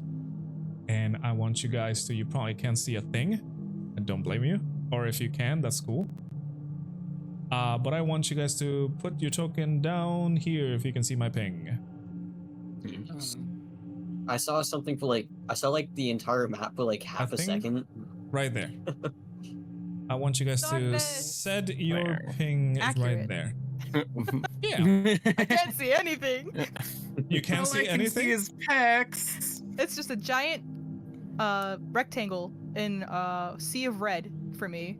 Wait, really? Giant rectangle on the ceiling? Is the map loaded for you? Because sometimes it takes a little bit when the map is not loaded. Did you put Have you put down your token yet? Oh, you down haven't yet? put down your token.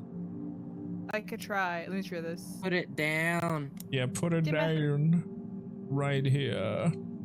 Oh, there we go. Okay, so you guys are Awesome. over here. That's a little distant. Yeah, you guys I'm have right come here. out from this side of this like small kind of pathway leading into the mines. What you can see up in front of you is a large crevice, an opening of stone that leads lower into the mines.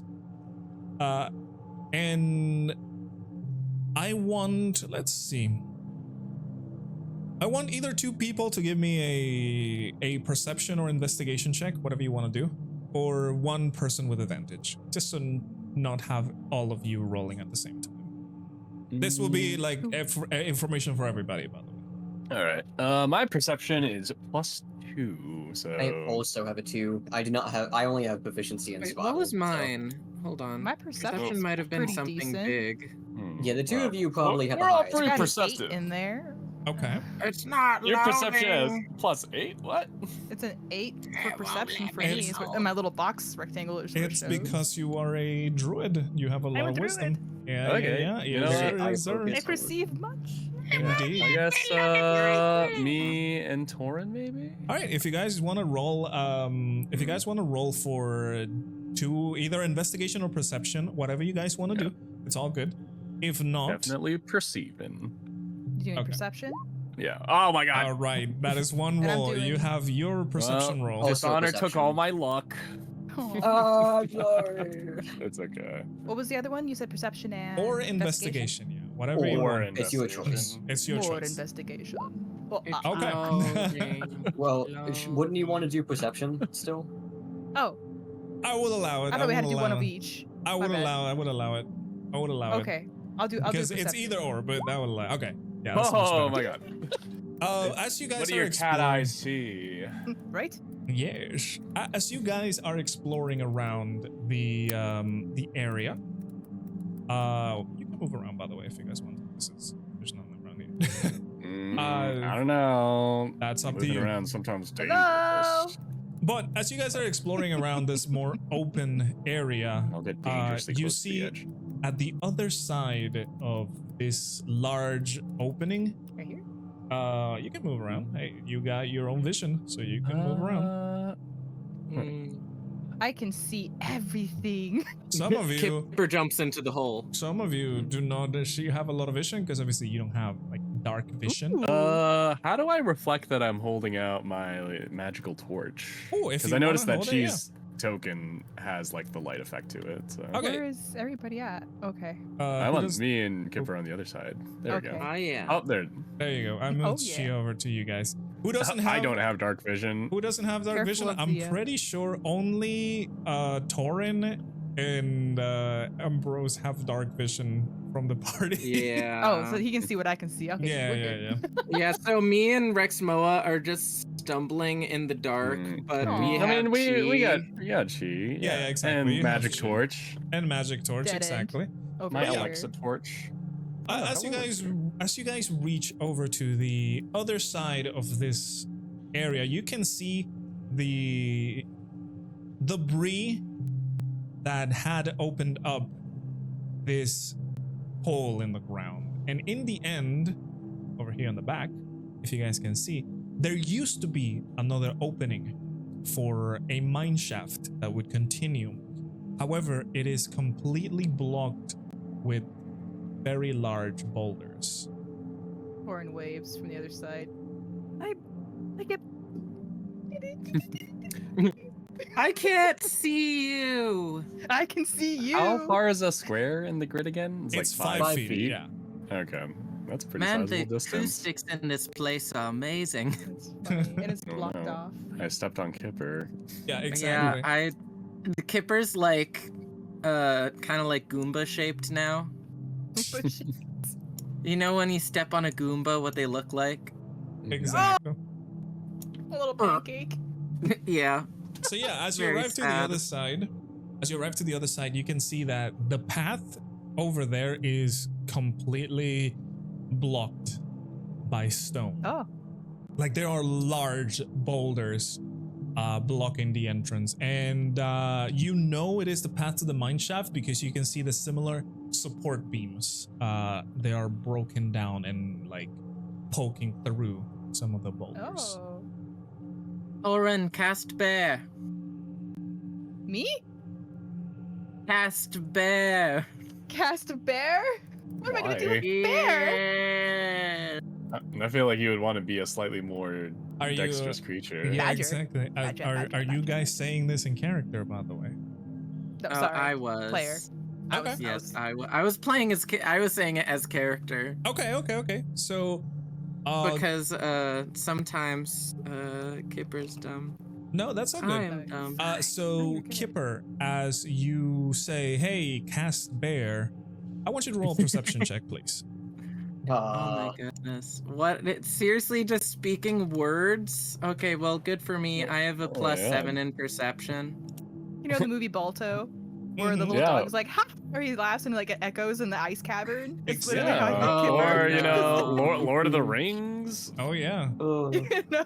speak That's friend it. and you Yeah. shall enter. I remember Balto. That movie killed me. Yeah, Balto's Gate. It's Yeah. good. So, Kipper, as you yell, not yell, but like talk to Taurin and say, "Hey, turn into a bear," so you can like help move out the stones. And you guys are discussing like, "Hey, that's probably not a good idea." Kipper, your ears catch something from behind you guys. You hear at first it sounds like skittering, and then it sounds like rough, like thrashing. Does it sound organic or like stone?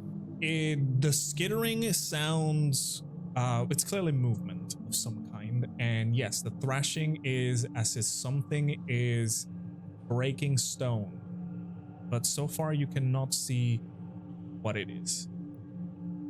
Okay. Guys, I just heard a sound behind us. I don't know if that means it's coming from below. Like over Oh. here or over here? Well, I would say the behind. direction is like around this area. General Oh, direction okay. So area. it's actually. I mean, I'm just poking a lot of places. It's a general direction kind of deal. Oh, okay. So, I'll move over. so I'll just be like, it was generally over this direction. I guess Kipper would guide because Kipper was the one that heard it. What's it sound like? It sounded kind of skittery, or at least the voice in my head told me that. But there's also rocks. Like mice or like? I don't know. From the Yeah, distance, there's a different sound between skittery mice or skittery spiders, and we haven't dealt with enough spiders in this, so I'm assuming it's spiders. No from the spider? distance, Kipper, you would have known that it definitely sounds like a multi-legged creature. However, what kind of creature, you are not sure. It sounded multi-legged or something. It sounded like spiders, maybe. Centipedes? We should be careful. Or The it's just like underground has a lot of dangerous things. Mm. I've heard that even some insects will feast upon the rock and the ore around. That's like one step above being vegan. At least they like rock, I guess, and minerals. That's very ethical. Yeah. We're not interested in that anyways. They shouldn't harm us, right? Well- We all look at Ambrose, who's made of rock. Well, if we try to open up this tunnel, it might disturb it. But I don't Should think we, we fully went to the area yet where it happened. Well, no, as I said, the tunnel right here is completely blocked. Yeah, but the I- sound you pinged over, didn't you ping over Oh, to it's where I a am general right Somewhere now? over direction. here. Yeah, it's a general direction thing. It might, in fact, like be inside a wall. There Yeah. might be like a tiny tunnel that we didn't see that is like only accessible by this creature. So, Okay, let's keep looking around this wall then. I don't know if we want to look for it. It's either we get the surprise or it gets the surprise. Rexmoa, I mean, it's as you reach this area, why don't you give me a perception check, please? okay. I mean, we're making a lot of noise. It probably knows we're here. Could Yeah, we go exactly. Yeah. down here? Like here to look, or is it just like Oh, little it crumble- would be- Taurin! Yeah. I was about to say. Yeah, I did want to ask. I was trying to gauge the depth, but we can handle this roll first. Sorry. Yeah, no, go ahead. with your perception roll and your Danny. visual, I can tell you that while the entrance is completely blocked off, Rexmoa, you're able to spot the fact that this hole, this tunnel that has been brought in could be easily accessible with some few like drops. The hard part would be to get back up from here, but Rexmoa, focusing a little bit below, you see what would be vestiges of another tunnel. They're the ones that you've been in. You also, by the way, Rexmoa, hear the sound of a stone dropping in this direction. You turn around and see, and you just see that it is a little stone that fell out of nowhere.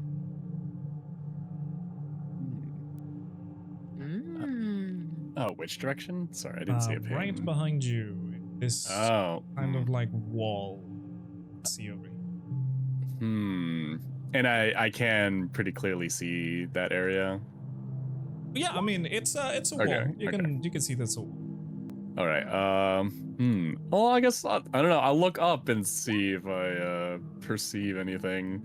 The ceiling Since something up had above to you, disturb the stone. the ceiling up above you is very high up. Like at this point, you can not differentiate what's on the ceiling. Ooh.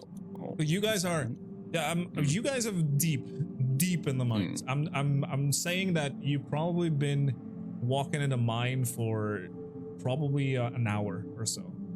Mm-hmm. So you guys have gone through a lot. Mm-hmm.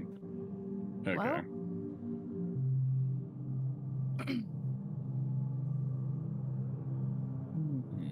should we try and get this entrance open, though? Taurin would ask. Well, the way I see it, it's either that or we could try descending down here. And I gesture towards the giant pit in the middle of the room. Oh. Yeah, with a little bit of investigation, you guys can see that below this pit, it's a few drops. You can see that like stone has been cracked, but it does give you a kind of like a, I would not call it like a stairway, but like the drops are not lethal, none of them. And if you go down enough, you can probably just hop down into the lower level and continue into this tunnel that you can clearly see. Yeah, but it's definitely a one-way trip. Kipper, as you were moving over here, would you mind giving me a perception check and move your character back, please? I need to tell you All the something. way back? Oh yeah. All the way. No. Things are supposed to happen, my friend. Nuh-uh. Kipper, That's perception crazy. check, please. No, I'm actually doing it. I'm just vocally being dumb. Ooh, Kipper. Oops. All perception. Kipper, you are walking back trying to gather around with the group. When you hear again the skittering, this time from the wall behind you, you stop and kind of try and look at where it's coming from, and you feel a very gentle rumble as the skittering stops, and very faintly you can hear croaking from the walls. Croaking. It's a croaking. frog. Okay, hold on. Can I also? I would like to cast "Get the Hell Away from Here" spell called Rabbit Hop. Rabbit hop, you mean? I mean, I would like to walk, but Okay. I feel like if I walk more, I will trigger something. Hey, I mean, that is how it's designed. Yeah. But it's a place I already been. I use my feet and the creatures are summoned. Well, you came from down here. There's things that happen, my friend. That's all right. So, what is your next course of action, my friends?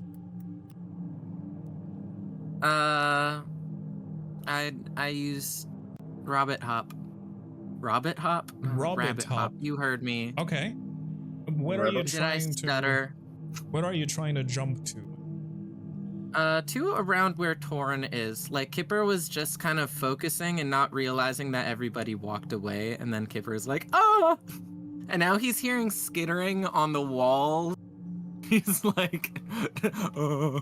Okay, yeah. With your rabbit hop, you can easily make it to that place. However, Kipper, I want you to give me an acrobatics check. Oh, no. Oh, no, please. Don't make me flop face first into the hole. Okay, so Kipper, you take a couple steps back, like, even though you don't want to get closer to the wall, you take a couple steps back and just leap across onto the area where Taurin is. Easy enough for you. You are a Herringon. You can jump high and long. But however, as you land on your you kind of like duck down as you land to absorb the impact. And as you are standing up again, one piece of rock breaks below you. It doesn't make you fall into the lower level. However, you just kind of, whoa, it's kind of step forward. but the rock that falls just thud, thud, thud, thud, thud, thud, thud, thud, thud, thud, thud, echoes all across the cave. Oh no, I alerted the guards. And indeed, you now hear croaking coming from this spot and this spot. Shortly after, you hear the sound of stone being crushed as from the walls, a couple of creatures reveal themselves.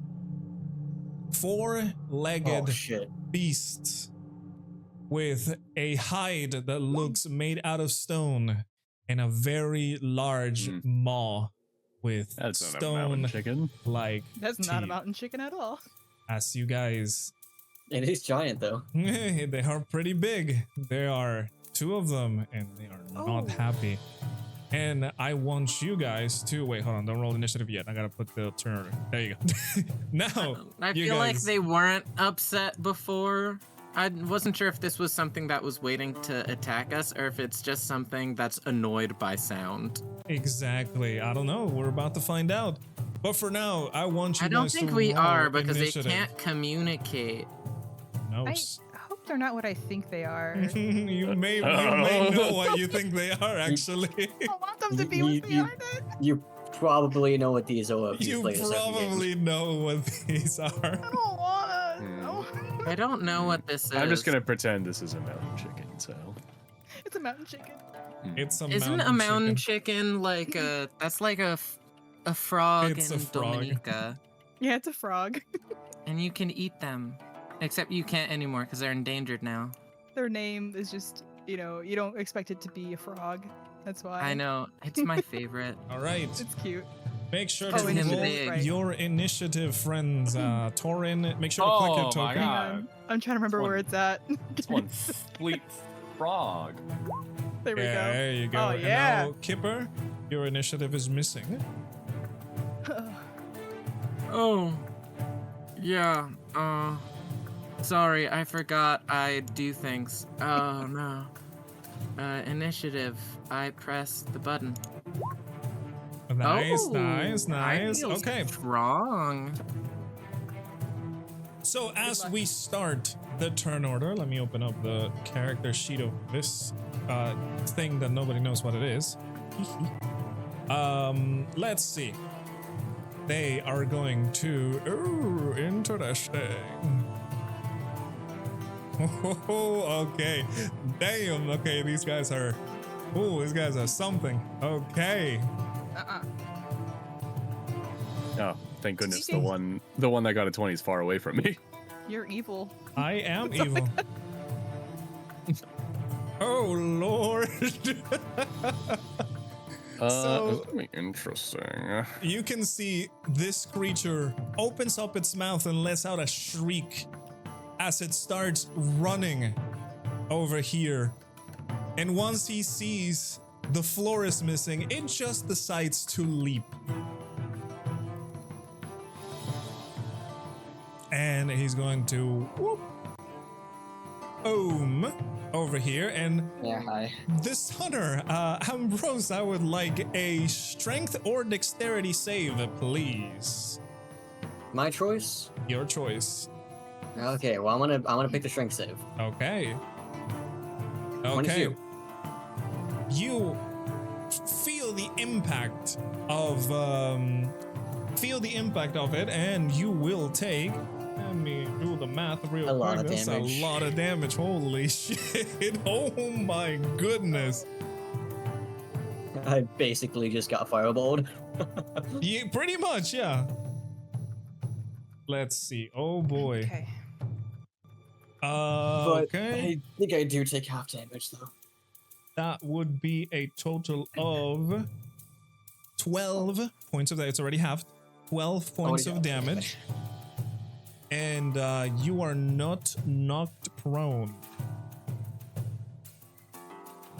And I'm pretty sure that's all that it can do for its turn, because yes, that is Yeah, exactly. That is its action. So that is it for its turn, and it's going to land. You're pretty much like below, like right in front of it as it just leaped onto you. Yeah, it's size large, so you can be inside Yeah. of spaces. Exactly. So Kipper, you are up. You just saw this large creature leap onto Ambrose right in front of your eyes. What are you doing?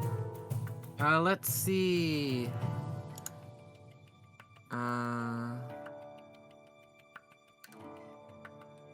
Let's see. I'm sorry, I'm just looking at some spells Yeah, that's good. that I have not tried before. That is good. That is good. I will say, yes, these are probably the creatures that you guys are thinking of if you have played a certain popular game that came out recently. Oh, And it was Monster also- Hunter? No, not that recent. A year ago. And it was Okay, also you're in thinking early of access Baldur's? for like 2 years. Oh yeah, Yeah. I mean, a year is still pretty recent. it's pretty recent, but not that recent. Not like Yeah, I mean, couple video weeks games kind of recent. age like music, where, and cats and dogs, where a year for a video game is longer than a year for a human. Exactly, You- exactly. Me when I'm still playing the first Doom game. Hell yeah. It's been 84 years. It's been 84 years. Let's see. I'm fighting between Bless or Aid. Ooh, interesting. 8, I will say, is a buff. So we'll Yeah. see what it do. Aren't they both buffs though? What is the other one? Bless, yeah. Oh, wait, yeah. But they're different things. Bless is for skill checks Attack damage. and attack damage. And I'm pretty sure 8 is... Wait, no. I'm thinking about another thing. 8 is plus 5 HP to 3 people. Oh, yeah. So 8 is like your... a little bit of a shield for people, if you want to call it that. Yeah. Probably best to cast that outside of combat, by the way. Oh, the Just Aid? because it sticks with you. It doesn't go away.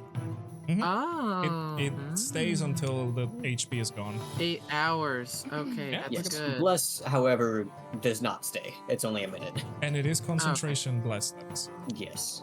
Okay, well, I'll just cast that. I don't seem to be gaining aggro just yet. I don't know if this makes me ultra shiny or something, but... It would give a small aura to the people that you're blessing, which, by the way, you need to choose 3 targets for the bless. Sounds good. I kind of know which 3 because one of them's in a jar and not gonna be in direct combat. I don't Okay. think. So, And then let's see. Cast at level. the more level you put it, you can choose extra targets. I'm pretty sure at level 2 you can choose 4 targets. Yeah, it's one extra okay. target per level. But she doesn't like do attacks. Yeah, but Bib, it's only 3 targets. You are But not don't included. So you have to choose I 3 can people. also Yeah. include myself. I Exactly. didn't use a brain for that one. I'm like, You can opt to That's choose yourself and crazy. 2 other targets, or 3 people not including yourself. Exactly. no, I'll just do level 2 and then do All right. 4 Make sure, targets. make sure to tick down those levels, and all of you guys are going to be blessed now. Oop, let me put a little dot on Hashtag your, blessed. put a dot on your heads. Except for Chi, because Chi is kind of chilling. She is chilling.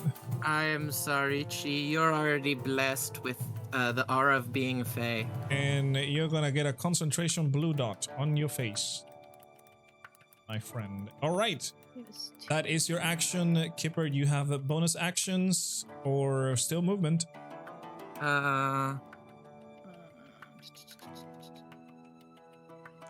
Bonus action of...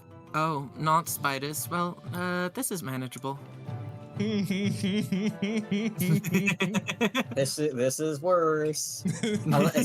I mean, if it was like Shelob, then yeah, sure, the spiders would be worse. But It's not Shelob, it's on Kipper Goliath. doesn't know what this is. Also, question, would one of our characters potentially know what these might be? Like one of our more well-traveled, potentially older characters? Probably, yes, if they wanted to check it out. But you can do it as well if you give me a nature check. Nah, I'm fine. Okay. I'll just do my bonus action is I do a little booty shake, and that's about it. All right. No movement. To be honest, I think I'm good where I am. Alrighty. Then, if that is the case, Rexmoa, it is your turn. I'm a bit more preoccupied with the mountain chicken sitting on top of me. I'm trying to decide how I want to play this. All right, I guess first things first, I will roll to see if... I feel like, yeah, Rexmoa might have seen one of these in his many adventures. Roll me a So you said nature check. They are Okay. typically underground, They so are typically on the ground, so Rexmoa would know. Rexmoa, you are correct. Probably one of the things that you do not want to see while caving. This is an underground creature that feeds on whatever living things it could find on the deep, darkest places of below the ground. You know that their jaws are strong enough to break stone, and their claws are also very deadly, and they have a tendency to leap on people.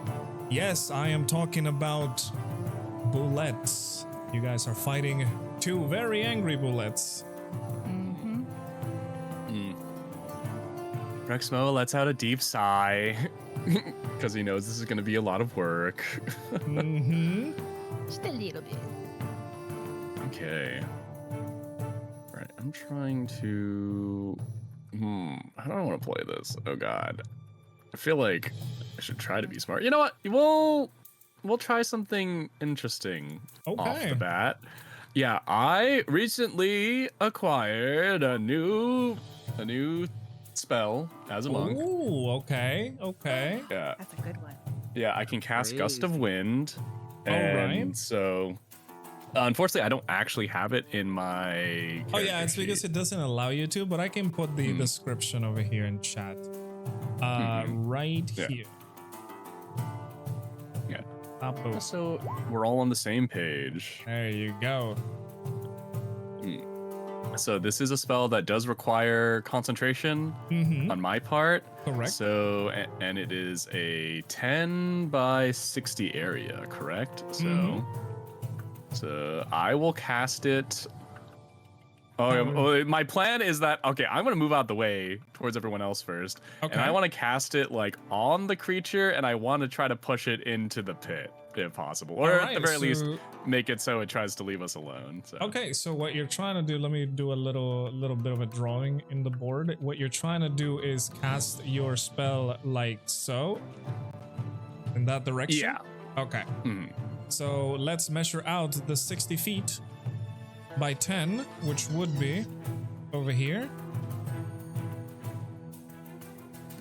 60 will be up to here, unless you want to cast it a little bit back. I don't think you have to, because that's a wall, so you can cast it like that. Yeah, I think that's good. Okay, so let me make a little rectangle with your casting, and boop. This is your gust of wind, and it is pushing onto this direction. So I believe how it works is going to be at the beginning of their turn, they're going to have to make a strength saving throw or get Exactly. pushed 15 feet. Exactly. And yeah, I'm just going to reunite with everyone else, and hopefully they can defend me because I do have to concentrate on this. So, yeah, let me put the little concentration dot on your person and make sure to take down the 2 key points that it costs. And is that it for your turn then? Yes, that will be it, and Alrighty. I'll make sure to like brace key. I mean, chi. So that was I got key on the mind. You gotta so brace that the way, key as well. Don't yeah, worry. she is protected by like any debris that might be kicked up by this gust of wind. All right. So, let's see. Ambrose, it is your turn now. What are you doing as this creature just landed right in front of you, almost pinning you down? Well, I'm going to put myself not next to the pit. Okay. That is I'm a going to- smart I'm gonna- choice. I'm gonna go kind of against the wall. I'm gonna I'm technically still like trying to like keep it away from the party, as I just like barely kind of like duck under and shift away from like the large arms that almost landed on me. Uh-huh. I will remove the greatsword, and as I remove it, I'll attempt to just slice across the bottom of the chest as I'm moving away. All right, roll for your attack. I will be just doing a regular attack. Okay. That does it. Okay. I am 19 yeah, for plus 2. Yeah, the blessed. Oh, right, bless. Okay. That'll be 12 slashing damage. Yep, okay. 12 slashing damage. Ooh, a little bit chunk of damage right there. Okay. And as I kind of like brush myself against the wall here, I will start to half sword the blade and attempt to jab it into one of its eyes. All right. Roll for your attack And I again. will another attack. That that'll be a 15. unfortunately misses. Yeah. The creature just And- kind of moves back its head as your blade was about to pierce its eye, but it just misses its mark. And I'm gonna go ahead and use one of my blade words as a bonus action. All right, I'm gonna put a little concentration dot on you as well. It's just gonna be blade word. So. Yes. And that'll be my turn. Alrighty, Taurin, you are up. You see the two very hungry creatures Right. around you Okay. guys. Sat here thinking what to cast, what to do. Go and explode. Concentration up to 1. I'm sorry, I was looking at flame arrows. I was gonna cast that. I Hey, didn't know that's how all that good. works. Yeah.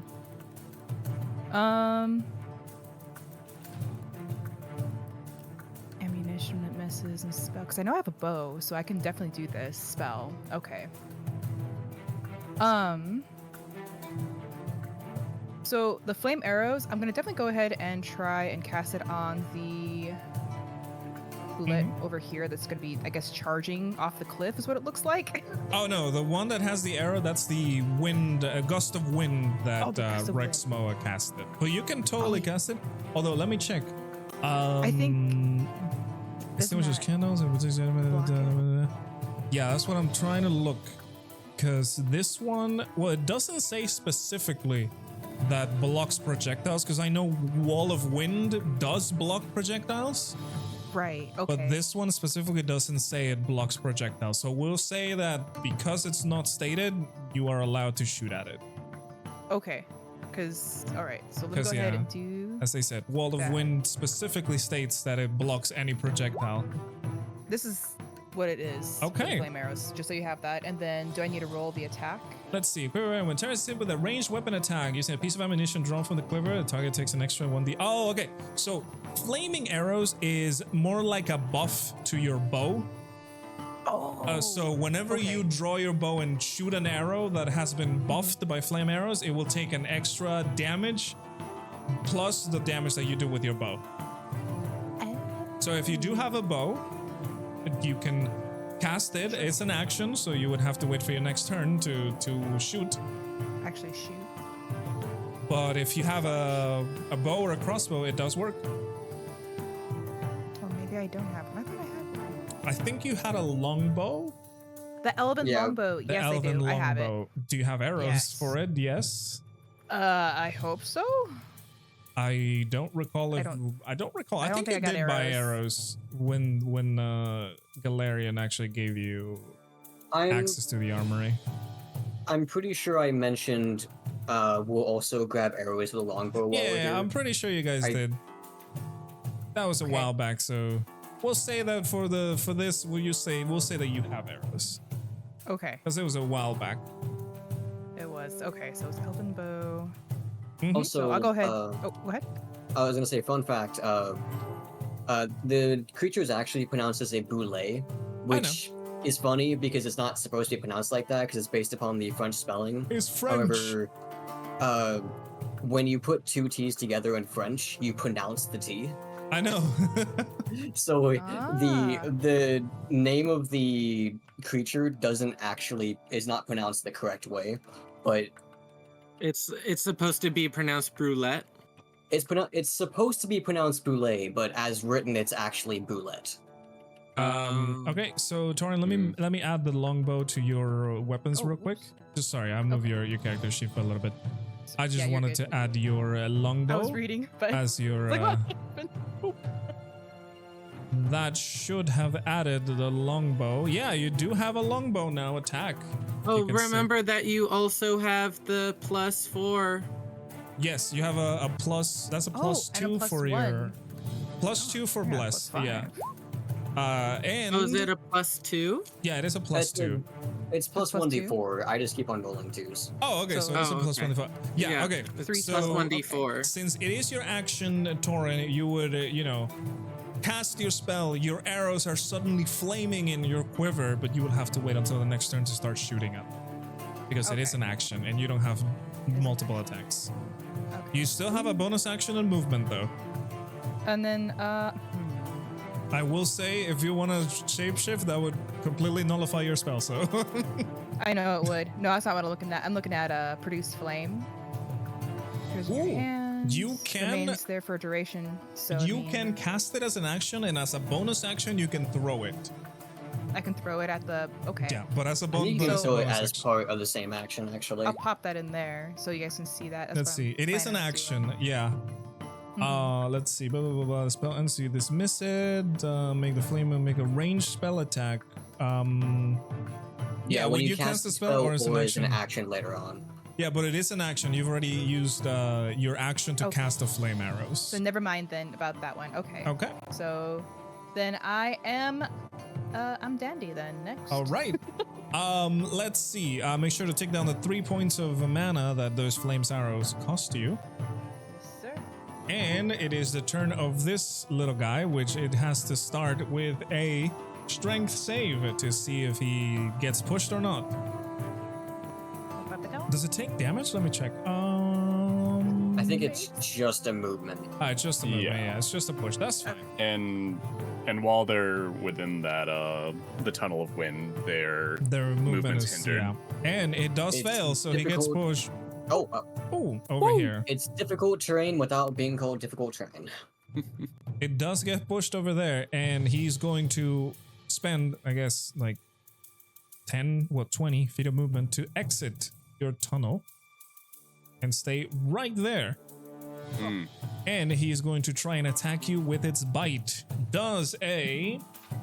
That is a 12 to hit. Oh, okay. Nope. I am safe. I Nope. narrowly. Okay, Dodge. perfect. Then that is it for the round. Chi, anything to add at the end of the combat round? Yes, sir. Okay, what is it? Disintegrate. Power word kill. Power would Yeah, kill, yeah, except yeah. it affects everyone in the room. Chi is going to cast Healing Word on Ambrose as a bonus action. All right, I want you to roll me Thank you. the I will happily Healing accept Word. that. That is 1d4 plus your spell casting ability, which should be like 5. So 1d4 plus like 5. I think. Let me check real quick on your sheet. I do not remember. It is 1d4, but I do not know her modifier. It would be a 1d4 plus 3. Exactly. Plus 3 plus another 2. So it will be. Well, let's see. one- I'll check my life, Claire. And it's bonus. 2 plus 1 because it's Oh, always plus so- 2, and then it's So plus basically, 1 for every level. roll a 1d4 and you add 6 points of healing for that in total. Let's see. All Let's right, see. that is You full regain heal. hit points equal to 2 plus the spell's level. So as a That, bonus that action, is nice. you take 10 points of HP back, Ambrose. Thank you. Hell yeah. Oops, all of the healers. She's going to cast Shield of Faith on Rexmoa. Alrighty, Rexmoa. For the duration of this spell, your armor class is increased by 2. And Nice. I'm pretty sure that's about it. Let me check real quick. Oh, and you take she would take damage, right? Yeah, I know. It's concentration on you. Shield of Faith. Let me check real quick. Let's see. Oh yeah, it just gives you 2 AC. Okay. Chi, you Pretty are good. now concentrating, and Rexmoa, your AC is 2 until Chi stops concentrating. 2 plus 2, Nice. not just 2. Your saying, AC not much is of- set to 2. Not much Nothing of a can miss buff. you unless it nat once. Your AC is set to 2 now.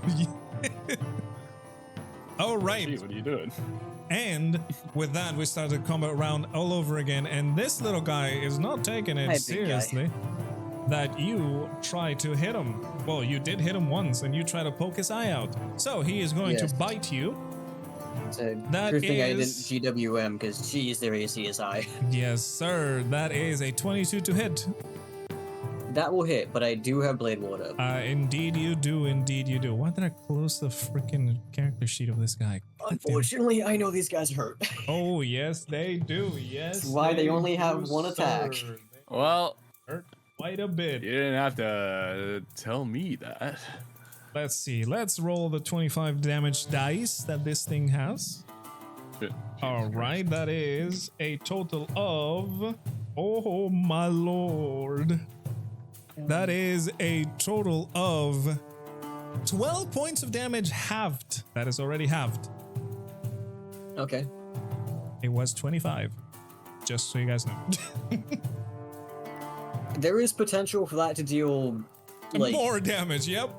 like 46 damage. Oh, yeah. And that is about it for I its will turn. I will accept an average roll. Kipper, it is your turn now. Ah, yes, joyous occasion. Let's see. Imagine if it actually rolled 12 though. That would have been such a low roll. Okay. Hey, it could happen. Let's see. It could. I've done it before. So,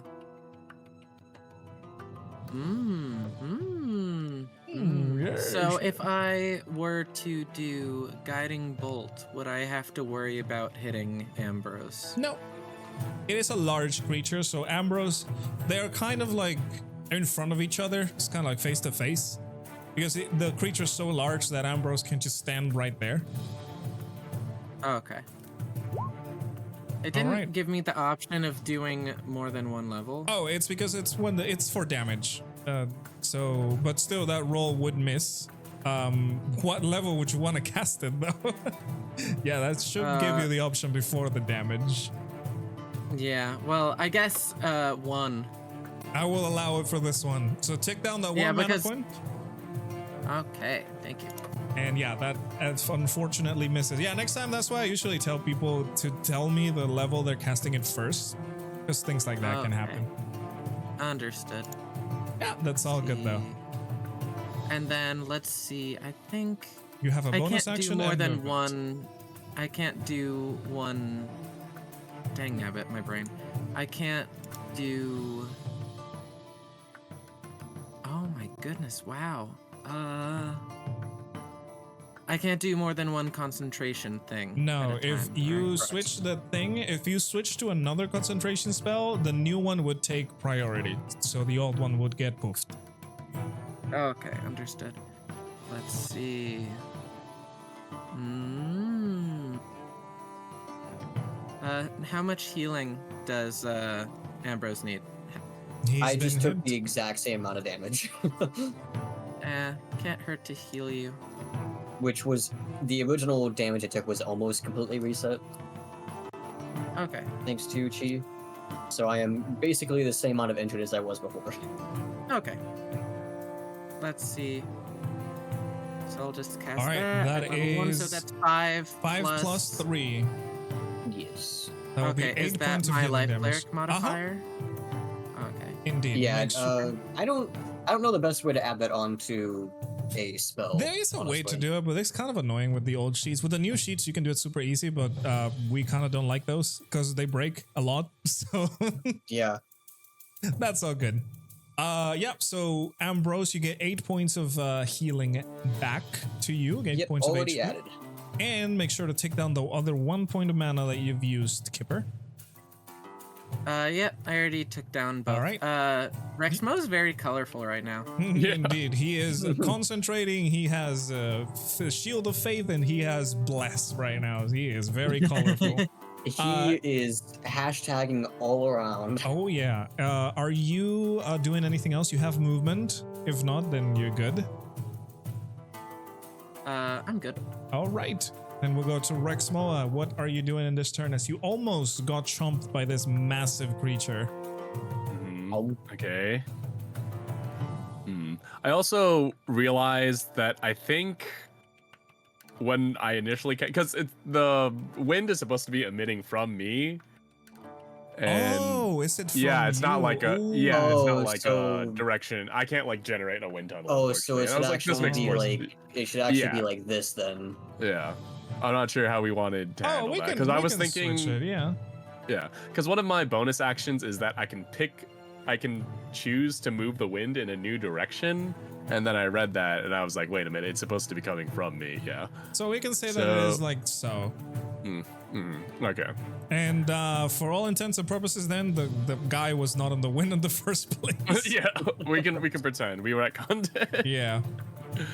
Okay, I will. Okay, so this should be good. I'm cooking over here. I am.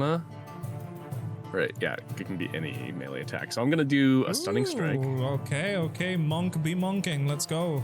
Stunning Yeah, strike. you can do that literally every single attack on your turn. All It right. is insane. Make sure to take down your key point and roll me a weapon. Well, a melee attack. Could Yeah, be your fist or your quarterstaff, however you want. All right, I'll do my quarterstaff, of course. 13 unfortunately does not hit. Okay. Am I allowed to ask if a 15 would hit? You have seen a 15 didn't hit last turn either. Okay, yeah. Okay. By the way, alright. you only have to expend that key when you actually hit them. So Oh, you yeah, okay. actually that's true. retain that key. And don't forget, you have Bless, so you can roll a d4 actually and see if you hit. Ooh. Nice. All right. Please. Just don't forget about that hashtag Blessed. That is 15. 15 does not hit. Why do we keep on unfortunately. rolling Wait. twos? Okay, hold on. Because I do have this skill, which allows me to expend a key. Ooh, okay. Yeah. Base by 2. So How that'd be a 7 many- to hit. How many key points would you like to expend to make this Yeah, I skill? think I will expend 2. All right. Well, So it'd be plus 4. With a yes, 17, which would put me at 19, and I feel like 19 would be pretty safe. Yes, right? 19 definitely hits. And with that, Okay, and roll for your then- damage first of all, and then we'll see the Constitution saving throw. Okay. All right, 6 points not of amazing. bludgeoning. That's fine. Yeah, Not terrible. you can stun him, which is very good. Yeah, and then I'm It's going a to spend con another save. key. Mm-hmm. All right, Cast a Constitution strike. save. How much is your spell save? I'm pretty sure it's 8 plus your wisdom for monk and Plus your proficiency. proficiency. Yeah, So that would right be now it would be 13. 11 plus wisdom. 13. Let's see. 13. And you are lucky. He rolled a nat 1, so Ooh. he is stunned.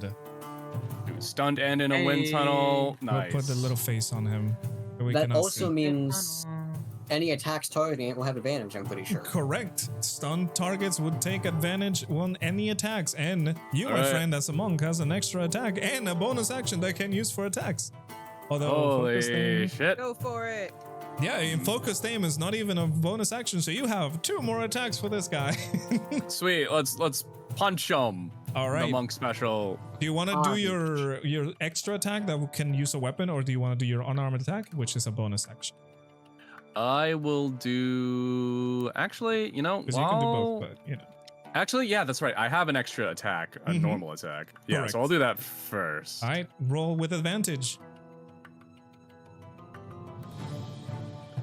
Ooh, well, damn you have bless. You Don't have forget bless. the You have, D4. you Oh yeah, have to roll D4. the The D4. D4.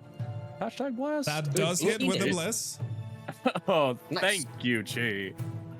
All right, roll that That was damage. Kipper, that cast plus. That was Kipper. That Oh, yeah, was thank you, Kipper, yeah. Oh, For the bless. yes. No problem. All right, and then I roll damage. Mm-hmm. Ooh, okay. Yeah, Totally that's that's fine, cognizant that's of fine. everything that's occurring. All right, and with that, that is your normal attacks, your action, I would say. Now you have your bonus action and movement still. He is stunned, so he will not take any attack of opportunities, by the way, if you move. I think I will. I guess I will stay here as long as this is considered him being in my gust of wind. It is definitely in his gust. Yeah. And remember, you still have your unarmed bonus attack, or you can do your Yeah. chump if you want to. Okay, yeah, I'll just do another unarmed attack with advantage, right? Roll for your attack with advantage. That does Flurry hit. on top of that. Oh, that's a really good hit. I don't know if Nice. flurry is a good idea. He's already spent like 5 key points. Yeah, I only got like That's one true. key point left, so. All right, you took quite a chunk of damage from this guy. He is looking a little rough. It's a tiny bit rough. Just monk things. Is that it for your It's turn? good. That will be it for my turn. Alrighty, Ambrose, you are up. What it Hi. do? A part of me really wants to risk it to do GWM, but I am not confident in that. Because this Listen, thing has probably around 18 AC, judging by what I'm hearing. I don't know. And if I do GWM, I will have a +2 to hit. You have bless, remember. I do have plus, which means I would have Hashtag minimum blessed. +3. But that's still a scary thing That to try is and up do. to you, my friend. You know what? We're gonna do it anyway. Okay. We're gonna do it anyway. We're gonna try one time. Okay, one attack with great weapon mastery. Yes. And she will It is give you a a- bardic inspiration as a reaction. Oh, well, technically you Okay. have to... well, bardic inspiration is a reaction. Technically, those are like 2024 rules. So, in theory, you can't do it on this version because we're in 5e still. Okay, so no benefit there. Yeah, Just, unfortunately, just- yeah. The bardic inspiration as a reaction is... Oh, it's a 16. That's gonna miss, isn't it? Ooh, that is with the bless. That does That's with the bless. miss. I rolled an 11. If I did a regular attack, I would have hit. Hey, if you Oh roll wait, the- I might have been able to hit if I'd rolled again with my enhancement. Silvery barbs. Maybe. Dang nabbit. Oh, silvery barbs. You can silvery barbs dishonor attack and give him the advantage, and he has to roll again with advantage. Okay, so I roll again. Yeah, roll again with advantage. Do I keep the 3 from before? I think it's D4. new because it's a new roll. You have to roll Okay. again. So, ooh, okay, That is a definitely hits. 23. Roll for that Okay, damage. I am also gonna go ahead and use menacing attack here, Ooh, okay. because I can just do that on a hit, Of course. and this is gonna hurt. Ooh. Okay, I'm gonna reroll 19. both of those actually. Ooh, okay. How much is the total then? Okay, so I do an additional hit. So it was 3 originally, now it's 7. No, Wait, it's hold on. plus 4. My brain. I wish there was a way to do this. 23 points yeah, of plus damage. 23 points of damage. off That is quite a chunk of damage. And menacing attack, what does it do? Is that the fear one? It was 2 damage, fear. So it's a wisdom save or be scared of me. All right, let's see if they save on wisdom. How much is your DC? 15. is the- 15. They save. Meets it, beats it, unfortunately. That is fine. I am not going to risk that again. I'm going to do a regular attack. Okay, regular attack for the second one. Pick that normal roll. Ooh, That is. that I is actually a should have. big I should boy have done hit. GWM. I is a should have done big boy GWM. hit. Unfortunate. Indeed. But you never know. So, let's see. No superiority dice this time. Okay. Just the regular damage. Just a regular damage. I'm gonna re-roll the 2. Okay. It stays the same. It same stayed the damage. same. Okay, so 12 points of slashing damage. Dishonor, you can see this creature is already looking rough. You have been chunking down this thing. Alrighty, so the first attack, I kind of like my weight shifts slightly as I try to avoid the weight of this creature on top of me, but the super bulbs allows me to like refix my stance. As I sway the sword, I will kind of pivot the blade towards it, and as I stab into like the underneck, I will begin to half sword and swipe it around, dragging it, before taking the blade out and plunging it back in. Okay, I mean, yeah, both of them hit. You can see how with the help of cheese magic, you were able to just absolutely hurt this thing. And I kind of want to keep my other blade words because I only have 2 more of them. And who Okay. knows how many combats we'll get into today, so I am going to save them. All right, so at this point then, your blade word is gone. Yes. Perfect. And is that it for your turn? That will be my turn. All right, Taurin, you are up. Okay. So I was looking at my abilities and stuff like that, and I saw Favored by the Gods. I want to cast that. What does that one do? I'm pretty So sure. that basically, what it does is I can roll a 2d4 and add it to the total if I miss an attack or if I miss a saving throw, basically. Ooh, okay, yeah. But that is if you miss an attack. So That's if I miss an attack. Mhm. Only if. Yes.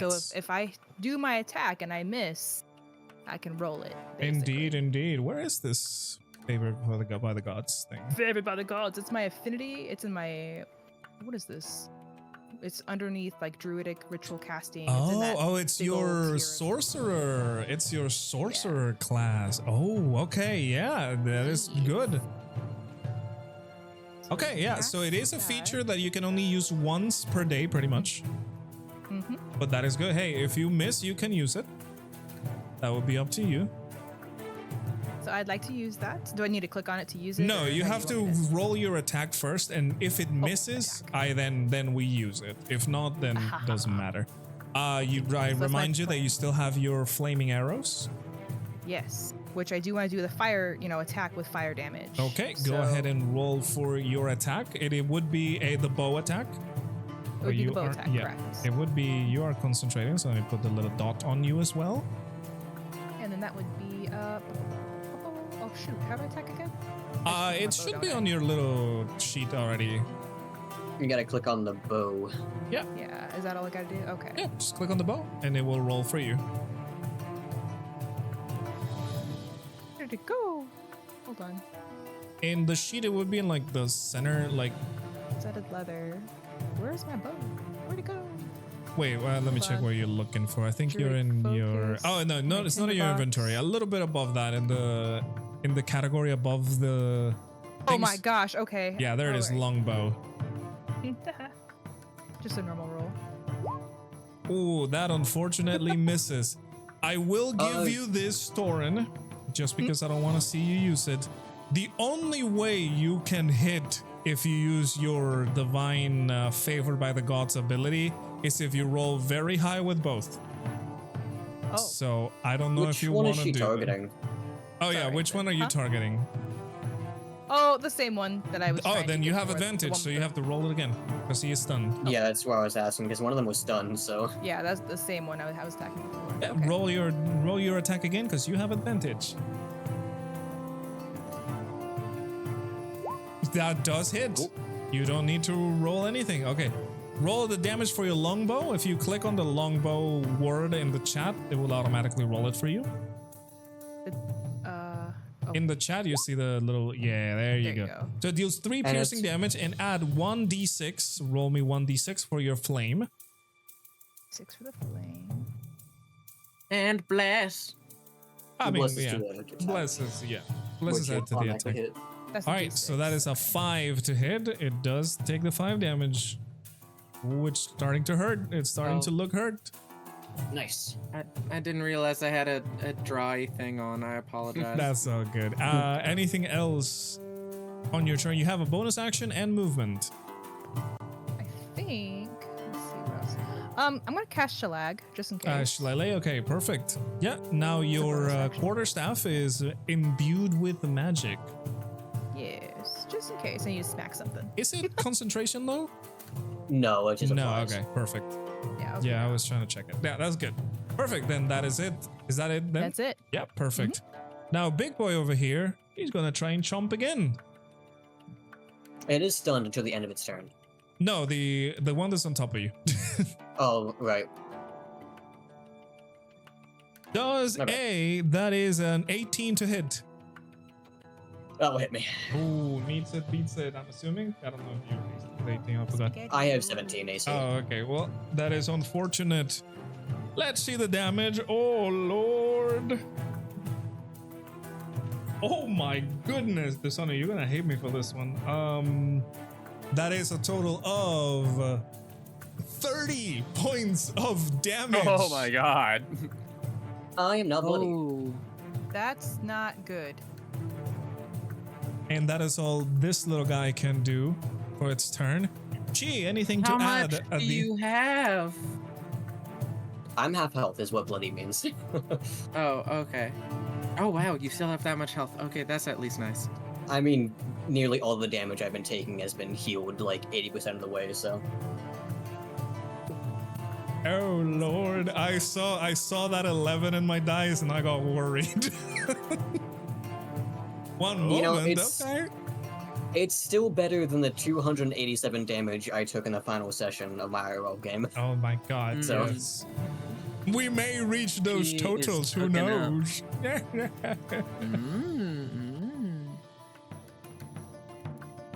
And plus, to be fair, I did just smack it with the GWM, so.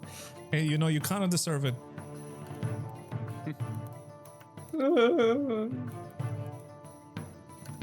Let's 'Cause see. I don't. Oh shit, I haven't put you guys on the combat thing. Remind me that we got a battle map for this shit. Yeah, I don't. There we go. Yeah, no, I dealt 35 damage to it in that one turn, so. She's going to drop concentration from Shield of Faith, okay. And she's going to cast Healing Spirit. Where do you want to place the Healing Spirit? She.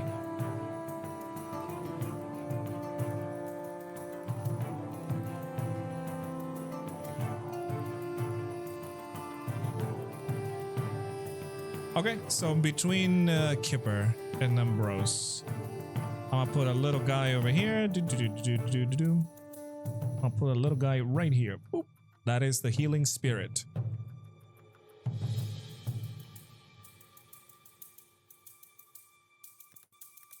All right, and the Healing Spirit, I think it was every turn. Let me check. Healing Is there Spirit. really a bonus action? Man. It is a bonus action. That is true. Blah, blah, blah, blah, blah, blah. Let's see. Yeah, whenever you or a creature moves into the spirit space for the first time, on a turn or starts its turn there, you can cause the spirit to restore 1d6 points. Like, no action required. Okay. Yeah, that is good. So it is pretty much until on their turn, they're gonna get healed. Whoever is around the spirit. So you kind of don't, you know. But you still have your action, Chi, if you want to do anything else.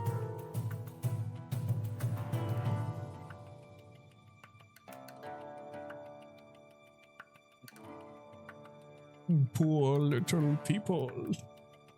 Yeah, I will say, unlike earlier, Kipper, I am now kind of in some pain. Yeah. that 30 damage kind of hurt, not gonna lie. Mm. That's what happens when I don't Lord. use my ability to half the damage. I mean, hey, these guys are kind of dangerous too, so... Can she cast Bardic Inspiration? Of course, it is, well, it is a bonus action in this rule set still, so...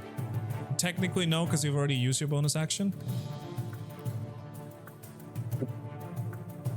Yeah, it's on 2024 rules that Bardic Inspiration is changed to a reaction.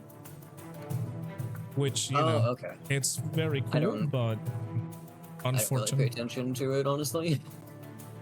I did play well, we were playing a campaign with 2024 rules for a little bit. They have some cool changes, but you know, some things make sense, some others don't. That's all for now. All right, so then we go back to the start of the initiative order. Oh wait, I did the chump, the wrong chump. Sorry, Dishonor. Well, we're gonna keep that chump and we're gonna act as this guy. This guy is stunned until the end of his turn, so he can't do nothing. So it's just gonna pass. I mean, honestly, it doesn't matter. They go pretty much at the this same. rate. Yeah, exactly. But yeah, so he can't do nothing until the end of your turn, Rexmoa. So he can't do anything. So Kipper, you're up. You get heal 1d6, but I'm pretty sure you haven't taken any damage. So. Oh wait, they have to make the saving throw while they're in the wind tunnel. Oh shit, they have to make the... Ooh, they automatically fail if it's a saving throw. Oh my god! And then Amazing. at the end of their turn, the stun condition goes away. Yep. Dang, they were so close. Oh, maybe it's at the start of No, it's his at the turn. I it's don't know. at the end of Rexmoa's turn. Oh, okay, so it's still stunned. Oh. Yeah, he is still okay. stunned until Rexmoa finishes his turn this next round. I thought it was at Holy. the end of the enemy's turn. I'm That pretty is sure. even better. Yeah, That does sound right, actually. yeah, there it is. The target must do until the end of your next turn. So Rexmoa, you still Nice. have that guy's turn. Yeah, Kipper, you are Oh, up. As I said, Yay! you could get healed. Well, I think that's the decision of Chi, but I'm pretty sure you're full HP. So. yeah, she has to give the A-OK. Because there are a number of proficiency bonuses that it can. Sorry, number of times they can heal equal to their proficiency bonus. But that That's is like up times to. 2. It's 1 plus proficiency. Okay. Okay, so I Must be something else. misinterpreted what Bless did. Uh-huh. I assumed that you would attach a d4 of attack. I didn't realize it was just to enhance a specific roll.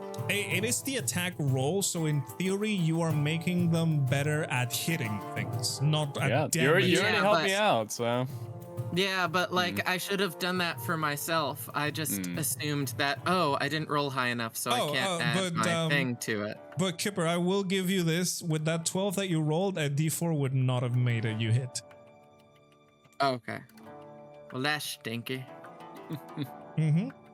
Nobody likes that. Okay, so the healing spirit, how much did that heal of Ambrose? Well, no, it's your It's not turn. until my turn. Yeah, it's your turn. It heals on the turn of the person who's around, but as I said, you're full heal, so full health, sorry.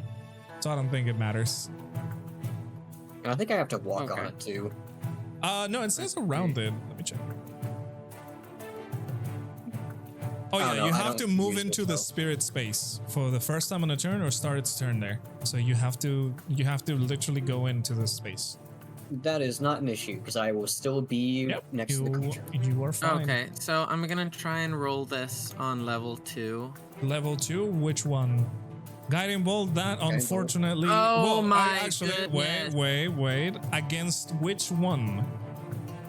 Yeah, because this one's still stunned. Because the one that is stunned will take it with advantage. So you have to roll I again. will do that. All right, Oh. roll again then. Okay, hold on. I have to get my thingy back out. Hold on, let me whip it out. Okay. Don't do that. That's rude. No, not like that. Okay, hold on.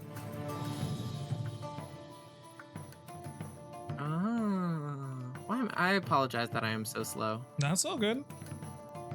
Where did it go? Guiding bolt. Oh, there it is. Hello, my name is Bip Bip. I don't see things. I don't have eyes. You should have seen That the rules I does had in a hit. different campaign. Oh, that hits too much. In That fact. does hit. Roll Nice. your damage and make sure to take down the 2 points of damage that it does. Okay, and that was a level 2. Mm-hmm. Does Yes, against this one. so roll the damage. It should ask you when damaging. Oh, what it you wanna do. asks me now. Yeah, Which is kind of weird, odd. Yeah, it should ask you at 'Cause- the start of the casting. because this spell can be lost. Ooh, Oh. 22 points of damage. Hey, This that's guy pretty is good. looking rough already. You still have a bonus action and your movement, Kipper, if you want to. My bonus action will be Let's see.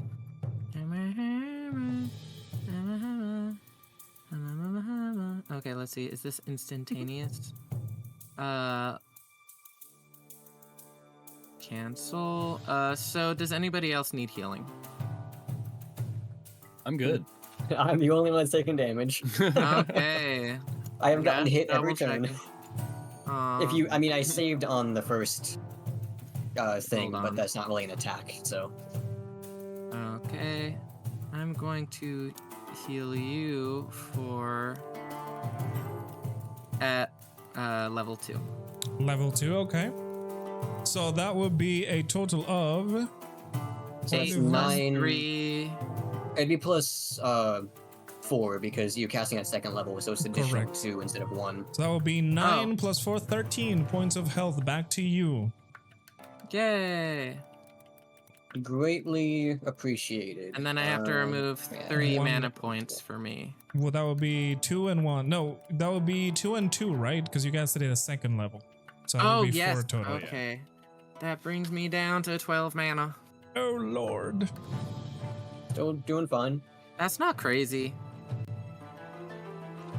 I mean, it will be. It's gonna be a problem because we barely got into the caves. All right, is that it for your turn, Kipper? Yes. Alrighty, Rexmoa, you are up. You are demolishing this guy. You stunned it. You can see it's like trying to gather its bearings. It's getting pushed by the wind. It's getting shot by fire. It's getting shot by radiant energy. This guy's not looking that good. All right. And just to make sure, I can't like preemptively try to stun it, paralyze it again. You I? can, but it will cost you another key point. Okay. Because once you And so end that would, your like, turn, the stun of this guy is gonna go away. All right.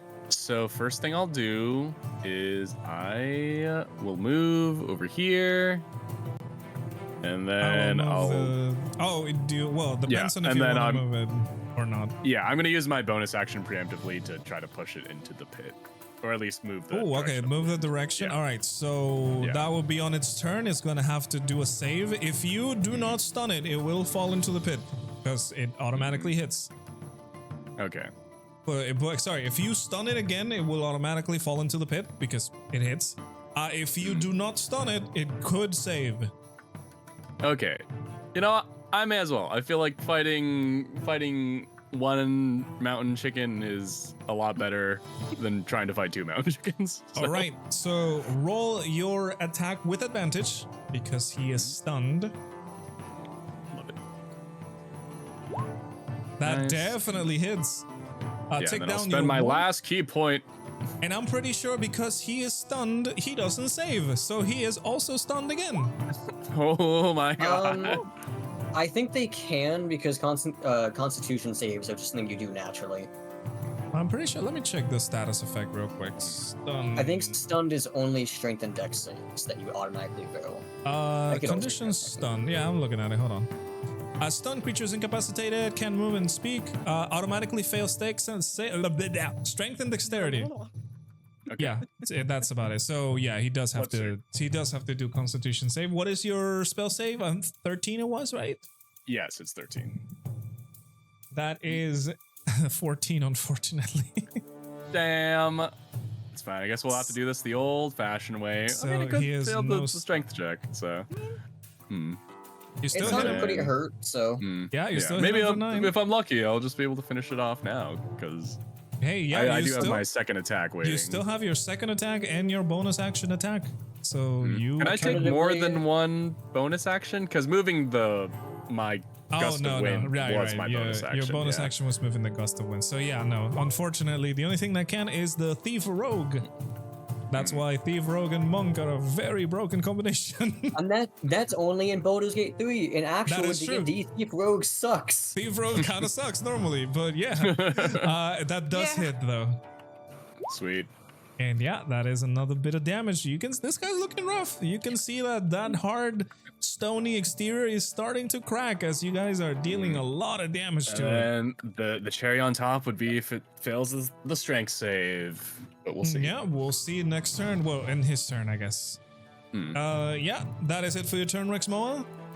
Mm-hmm. All right, Ambrose, You just got chomped by a hell of a lot of damage. Yeah, it is eating me. Oh yeah. First things first, I'm gonna take the sword that as I'm kind of like half swording it, and I just like get like a chunk bitten out of me, and then immediately healed by Kipper. I'm going to take the blade and attempt to like lodge it in the mouth. All and right. To try to defend myself. Roll Just for doing the a regular attack. That unfortunately misses. That's a gross hit. Hey, listen, you hit will- him pretty hard, so I did. I did manage to hit a GWM hit, so I cannot complain. I will go ahead and just do another regular attack. all right. That's the exact same thing. Oh Bro. no! Oh my The exact same. That is unlucky. Oh. Not yet. I was gonna do an attack first. So yeah, none of those hit, unfortunately. I am going to also second wind. Okay. Bonus action, second wind. Did you heal with your spirits? No, Not he's just about yet. to do, he's about to do. Second wind will not max me out. Don't worry. 1d10 plus fighter level. That is so a that total will of be 12 plus points. 6, 12. 12 points of healing. And then I will proceed to move into the spirits. All right. So, Chi, would you like Ambrose to be healed or not? Because you have Please to do. decide. You have to decide that. Please let me. Sure. I'm okay. suffering. I just missed so two attacks. that would be 1d6 plus 3 that you get healed. Do you want me to roll it or? If she wants to roll it, she can roll it. 1d6 plus 3. It's your healing, Chi. All right, that is 5 points of healing Okay, back to nice. you. I could still take like 2 of those. Correct. Unless he crits. Please do Oh not. god, if hit he me with crits, oh 8d12. my goodness. If he crits, that's gonna suck. That could more than one shot me. Why you put that energy out there? Why? Why? Is that it for your turn, Ambrose? Yes, that'll be everything. I will go ahead and just move myself back into like underneath of it. Okay. Awesome. Taurin, you are up. You are seeing how the battle is unfolding. The one above you is taking a lot of damage. For Ambrose is holding it through, even if he's taking bites and he is struggling, but he's keeping himself alive. And down there you can see how Rexmoa is pushing it around, moving it, controlling the battlefield with this other one. What are you doing? Well, either I help the airbender, or I help my rock buddy. Let's see. I'm I am gonna back in cast. good health. I'm still injured, but You still got good health though, I can take a hit as long as it's not a crit. as long as it's not a crit. 5% chance. What are the what are the chances, right? What right? You do Right. not. You do not say that in a D&D game. How as far as like they're both looking rough, the monsters, right? Yeah, I will say the one below is looking a little bit more rough than the one above. I cannot tell am you what the- HP total it is because I don't like doing that. I just tell 'Cause you we how can't bad. scan. I am the only one attacking the one above, to be fair. So Yeah. Right. And there's also the off chance that I can push this one into the True. pit. True. We're True. if it dandy goes there, escape then. again. Hey, push that thing into the depths. I'll I try. I'll believe in you. try. Hey, it's up next after you, so we'll see what I will- happens. Yeah, I'm kind of so- impressed with how effective the gust of wind has been. I am too. First time using it. I was tempted to use it at one point. No, wait, I got wall. I got wind wall. Never mind. I want to use that eventually. But I'm going to use magic missile Oh, okay. on the one above, and I'm going Okay. to do it at a level 3. Ooh, Oh, that's So I think additional it's 2 5. darts. Yes, right? 5 darts. so 5d4 plus 5. 5d4 Because each plus dart is 5. plus 1. 1d4 per Yeah, dart. so I 5d4. got 5. Yeah, Right? 5d4. Can I do this? Or Yeah, totally. No, Yes. that's a And then it's d6 just- though. Oh, yeah, Oh, it's whoops. d6s. that though. There you go. Oh, it was almost the Hey, same I damage. actually- Look at that. And then it's +5 because That would be the +1 to 19 each turn. points of damage. That is really That is good. big Jeez. boy There we damage. go. Yeah. 19 Magic points missile, of my damage. beloved. Boom. Oh, that one above is now looking a lot more rough than the one below. Damn, if I just hit one time, it might have been a kill. Taurin, you still have your bonus action and your movement. Right. So I am going to then. I want to come a little bit closer over here. No, I don't know if I want to go right there. Maybe right here. I will say, if you go right there, you're all within 5 feet of it. Just as a note. Yes. Can I still smack it with my stick? It is an action, unfortunately. Well, I meant like as if my next turn, if it's Oh, still yeah, alive, totally. Yeah, I yeah. can still smack it. Yeah. Okay. You're in range. Okay, then. Okay, and then as far as my Oh wow. No, I'm That was good. some Yeah, bounds right I'm there. done. Go ahead. Next. Good. All right. So it is the turn of this guy.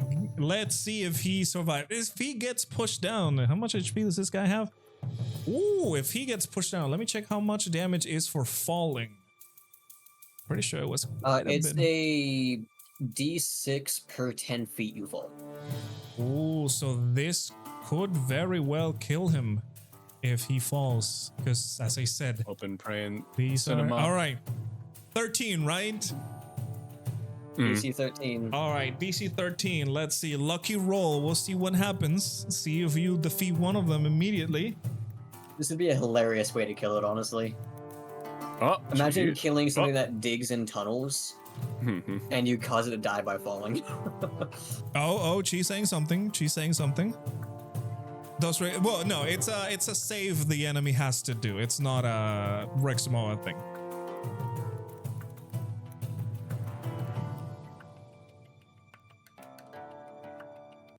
All right.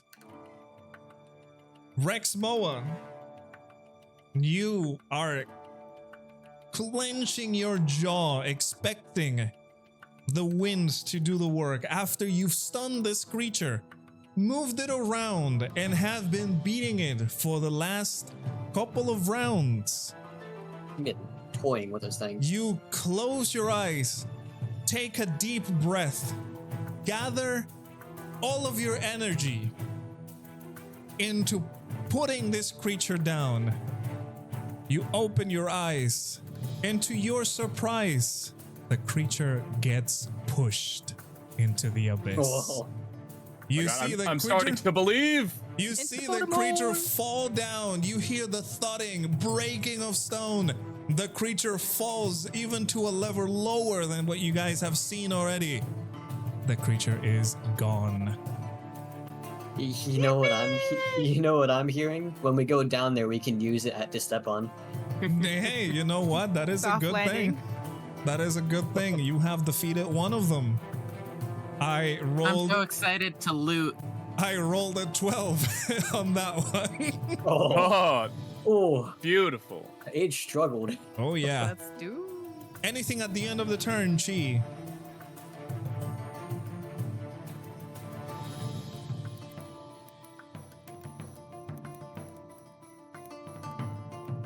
Let's see what our little fairy friend has for us. He just calls out a well done. Perfect. No casting? No? Okay. So then it is the turn of this big guy over here. And this big guy, well, he's gonna freaking chomp again. That's all he can do, really. Nom nom nom. Nom nom Don't hit nom. me again, please. Oh my lord. That is a 24 to hit. That will hit. This other, it was an Fuck. it was an 18. Yeah, This you're other, I clenched when I saw that 20 getting close to the number. All right, and you will take a total of oh Jesus Christ. Okay.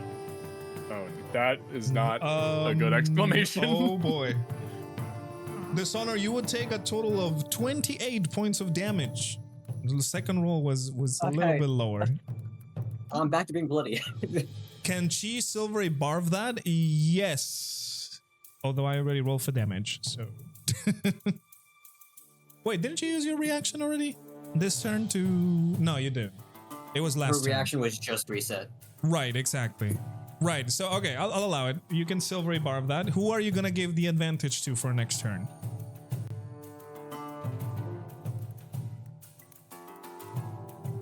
So does that give disadvantage on the attack against me? Is No, that what that does? it just rolls it again, and he has to take whatever number happens. That's the thing. If he crits on the second roll, you're fucked. Because he has to take the second roll. All right, who are you giving the advantage to first before I roll? This may be a deciding factor here.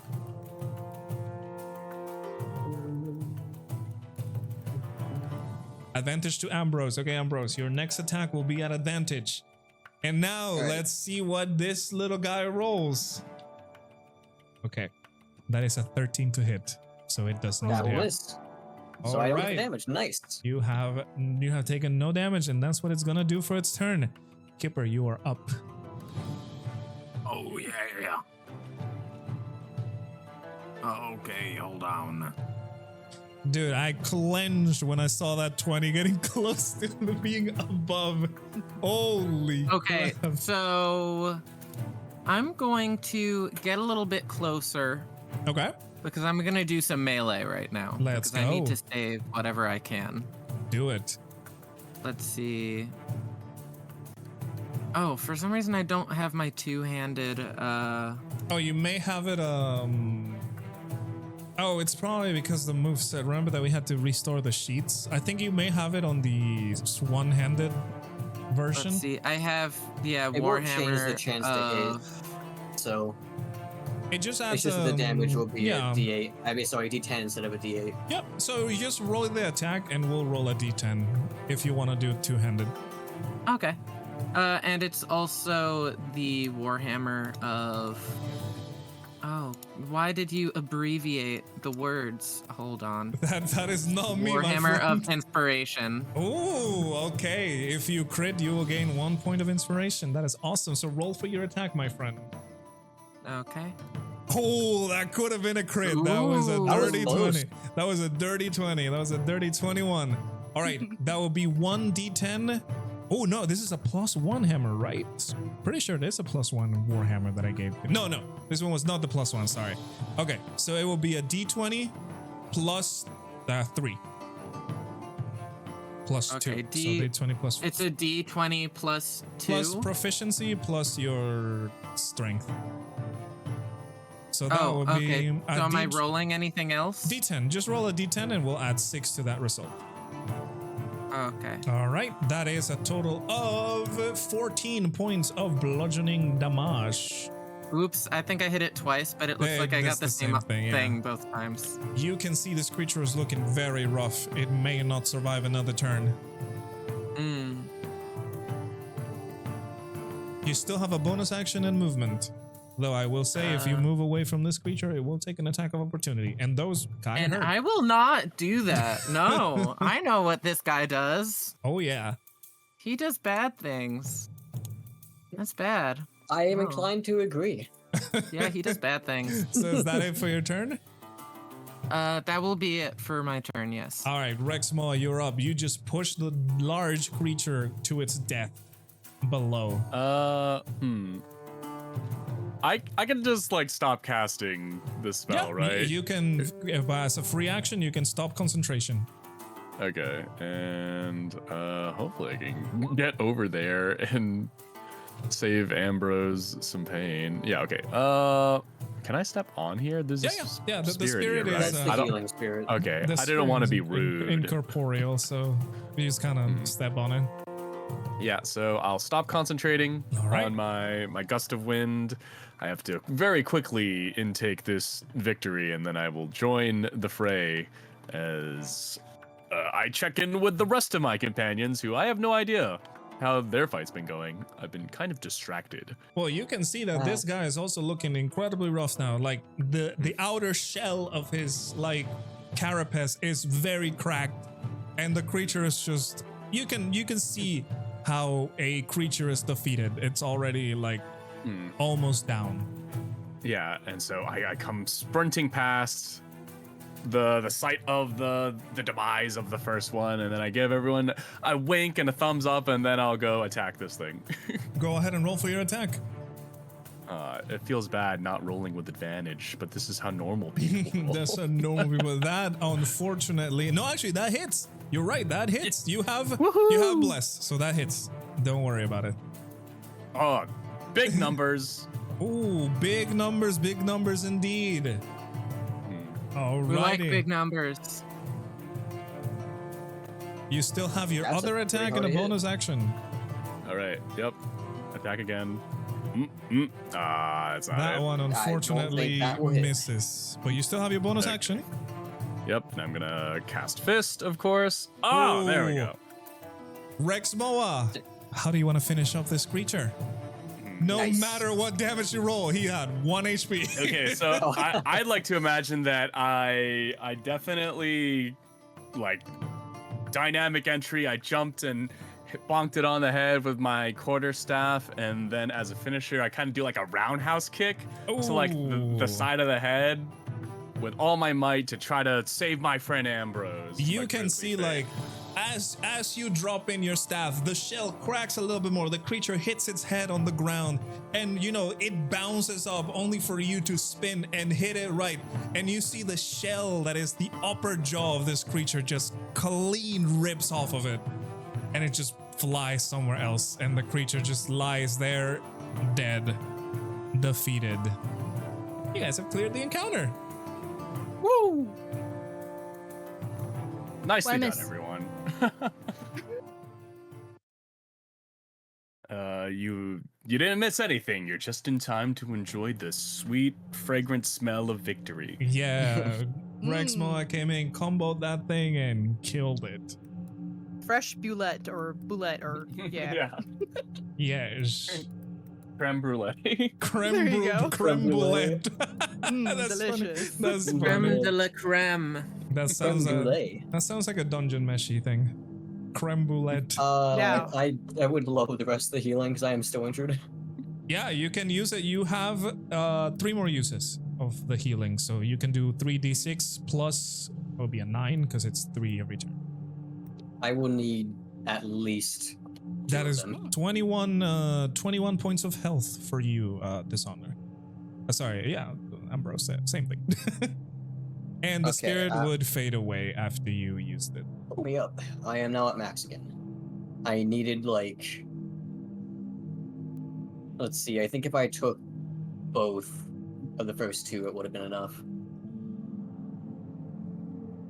I mean, hey, that it do be like that. But I'm pretty sure you were Well, the only I'll one who next took go. damage, so that's Yes, in fact. fine. You were literally the only one because everybody else just stunned it, moved them around, just deleted the other guy. I am in fact the only one taking damage this Hey, this listen. entire combat. And listen, these guys were supposed to be kind of difficult, and they are because if they hit you, oh my goodness, the damage that they do. Yes. I'm inclined to agree. But yes, I took like 60 damage in this fight. oh yeah.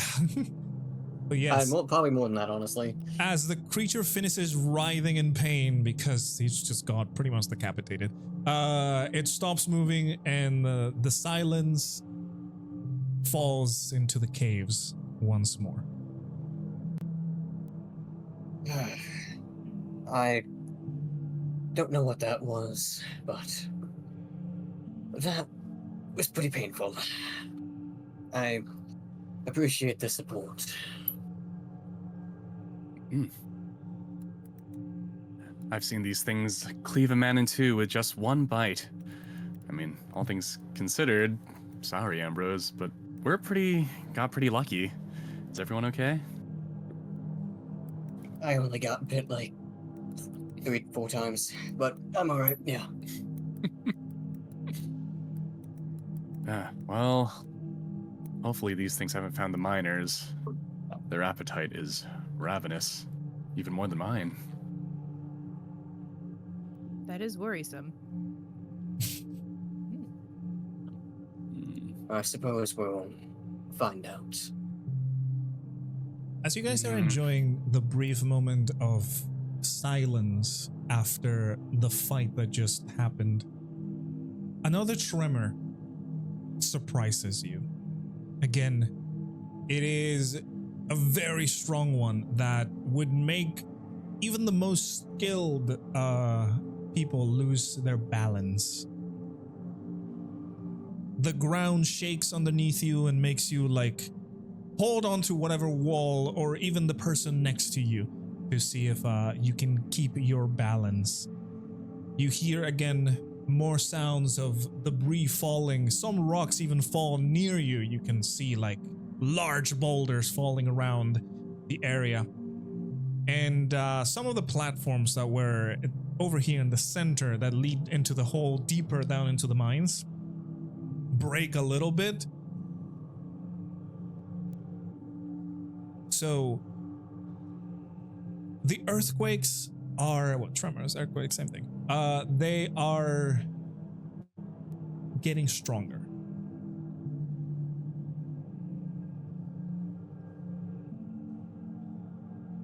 I wonder if it's simply worsening the further we go down, or they're just gradually increasing in strength.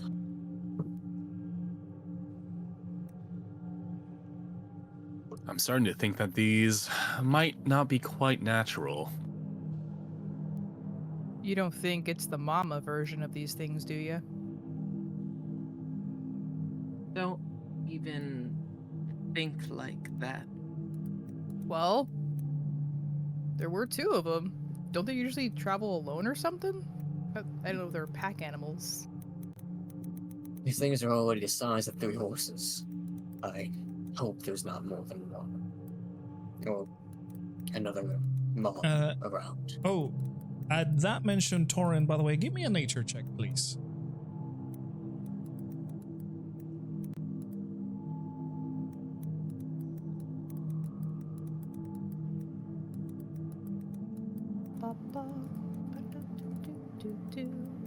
All right.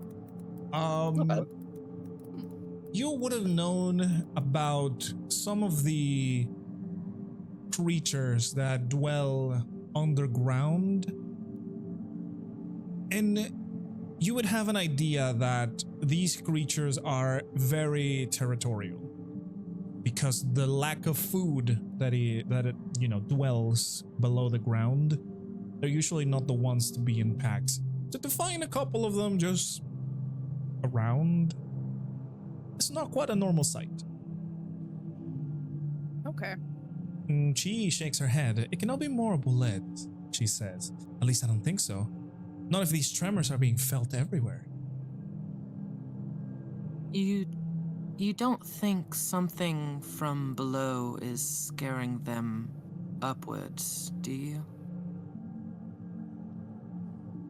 Could also be connected to that ancient magic that Theodore was speaking of.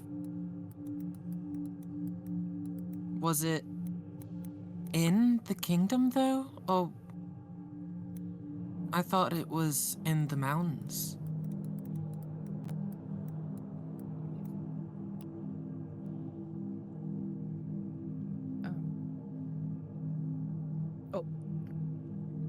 I would say you are in the mountains right now, so. Oh, we are in the mountains? Yeah. Yeah, I we're thought it like- was a further away mountains. The city is built into the mountain, if I recall correctly. Oh, okay. The city is exactly like inside of one of the mountains. Where you are Okay, right now, it's Kipper retracts that statement.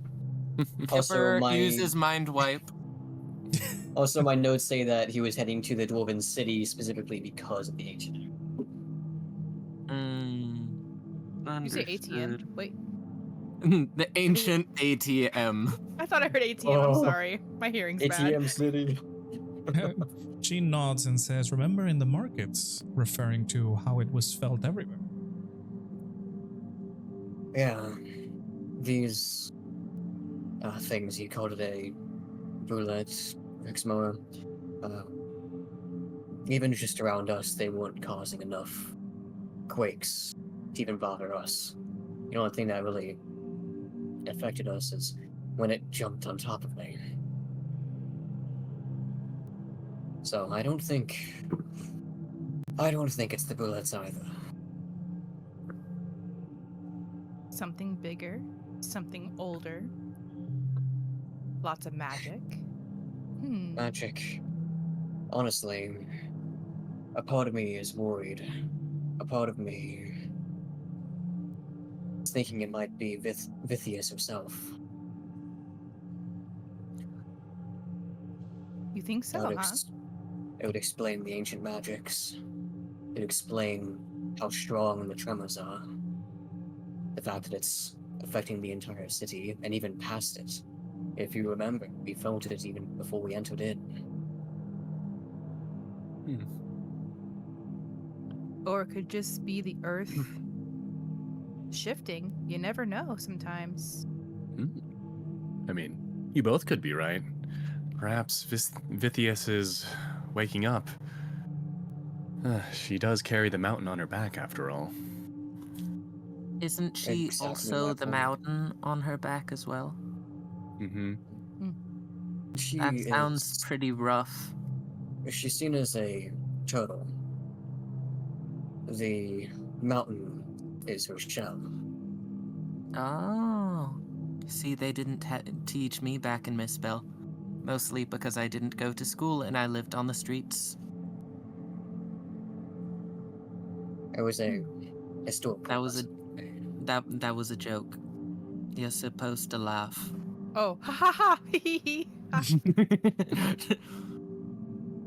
I'll pretend that was convincing. I tempted.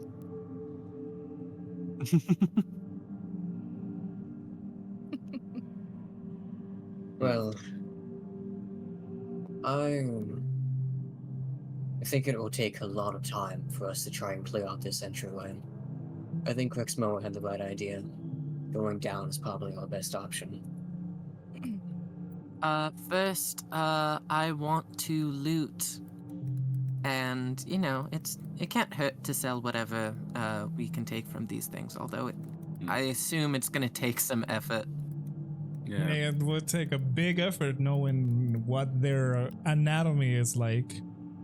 Can Featherfall be cast on a person? Yes, that is the intended use of Featherfall. Yeah, I was. Yeah. No, Are you gonna use no, two? it's only on feathers. Yeah, no, it's a touch spell, so you can touch whoever you want to Well, cast it on. no, so what it is, upon someone falling within 60 feet of you, you can apply it. Oh, I It's thought it was like a up touch to, like, spell. No, it's just someone within range that's fallen. Oh, okay. So yeah, you can totally do that. You can, and it's like up to I think 6 people as well. So like if we all fell, it could be applied to all of us. Oh, One jump, That just sounds hand like in hand. fun. Hey, landslide is cast not a going to spell? kill this party. We'll be Oh, I'm sorry, up to fine. 5 creatures. up to 5 creatures. It's just And regular. it is a 60-foot range. Very good. Also, I, as a monk, naturally have like a built-in feather fall. Mhm, Yeah, you got for one Yeah. key point, you can reduce damage by half. I'm gonna. Okay. Featherfall. Ambrose, considering your expertise, would you be able to help me in looting this creature? I don't know about that, lad. I mean, we do have miners to search for, and keep in mind, whatever you loot from this thing, you're gonna have to be carrying it around. And we're about to be climbing down some treacherous terrain. Okay, maybe on the way out. Bust the fang off just for good measure. Ooh, okay, you know what? I like that idea. be pretty Perhaps easy. a little quick keepsake wouldn't Yeah. hurt. If you want to go do that, you can find the fang of the creature's wounds right there. It's not going to tell you no. So you just go in, just kind of pull it, and eventually manage to break it off. It's a hard shell on the outside, and like I said, it is almost stone-like. It is as hard as stone. Can I roll for collecting multiple fangs? I will say you can see that there are many fangs, but they're not like long fangs, but short and wide. These are for, mushing food, not for. Okay. These are like they're for like human masticating. teeth shaped. Yeah, I mean they do end on a point, but yeah, they're more for like masticating rather than just cutting things. Don't worry, I have several of their marks inside my flesh right now. Yeah, You said for Oh real? no. So like giant cow teeth, basically. That is kind of, yes. Yeah, that Oof. hurts. that's bad. I mean, hey, they Okay. gotta- Sorry, So, Ambrose. does that mean just one fang? Yeah, I mean, if you can try and break more of them, but like as I said, they just What kind do of I look. roll? I would say they just kind of looks like chipped stone. I don't care what they look like. I just want to sell them. Okay. What do I roll? I would not have you roll anything. It would just take you a bit of time. I would say if you guys Oh. would like to just wait for Okay, him, never that mind. wait, hold on. If you guys wanna, that would count as a short rest for those who wanna wait for him. Oh, Oh, well, don't mind if I do. well, does the short rest, does that heal? Yeah. Or does You can It just It could heals? heal us. you can heal, and it will but- restore some of your resources for the classes that can restore on Like, short rests. Rexmoa gets all his key back. I Like get my what? second wind back. Mm-hmm. does that mean I get my mana back? Nope. No. Mana does not Sadly, come no. back. It's only resources, like class resources. Oh yeah. Yeah, Me and you Rexmoa get all his stuff back Potions. because it's they're And, like more um, minor things. correct. And if Taurin would have used wild shape, she would have gotten her wild shape back. True. Yeah. Iffy. My bad. Yep. I was stingy on my wild shape. No, that hey, time. you're good. You were doing great. Dude, you beat the crap out of that guy. 19 damage with a freaking 22 damage was it? With a freaking magic missile is no joke. Yeah. Oh, Remember, Cool. magic missile is an auto hit. There is no saving from that. that's right. I gotta remember to do it more at level 3. But yeah, Kipper, if you want to spend the time taking off some of the fangs, or like I guess kind of dull fangs, but yeah, I'm of a this little thing. worried that the longer we take, the more people in the mines die. If anyone is alive in the mines, Wouldn't you? we don't like have to a good know? track. But I'm not even okay. Yeah, no. Maybe not but- spend like hours doing this, but Yeah, but I Just take, mean, like, 3. for a short rest, For I a short feel like rest, it it's a will take minimum of few an hour. hours. It's a minimum of an hour to up to like 4, if I'm correct. okay. Okay. 'cause- Okay, well, it will help to heal Mr. Rockman, and none of us will have to use mana for that. Yeah, I so- mean, if you want to spend the hour just doing that, like I said, everybody can take their short rest. You guys can use your hit dice if you want to. If I am only at 4 I HP, hadn't- but having it'll recover one of my extra attacks and then second wind. Exactly.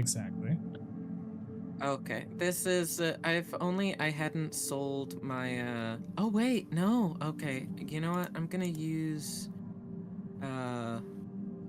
I'm gonna use some potions of lesser mana. How much does each potion? That is 2 Post- points of mana per potion. I'm correct, right? Yes, 2 Okay. points of mana per That potion. sounds pretty good. So that would be a total of 6 plus 2. So that would bring me back to 18 mana.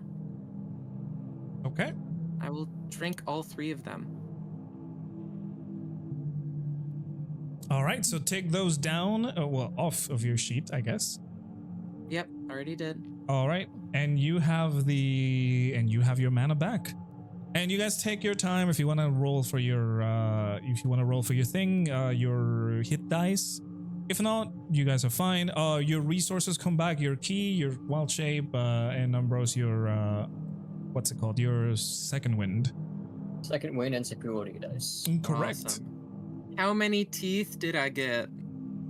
I would say in an hour. These guys don't have a lot. Let me look at an image for reference to tell you. Let me see. Bullet. Because I'm gonna sell them, or I'm gonna make necklace. 1, 2, I did Make a send an necklace and image. then sell it. They have into around the class chat. around like 14 teeth per jaw. So I would say we'll do an average. You get 28. around 7. Okay. You can get 30 of them. How do you brulette? Like Bullet, BROULETTE? I put it in chat. Oh, bullet. Yeah, bullet. Bullet. Oh, boulet. It's a bullet, yes. So, as Kipper is harvesting the fangs of this creature, yeah, you guys take your time to catch your breath and relax for a moment until he's done.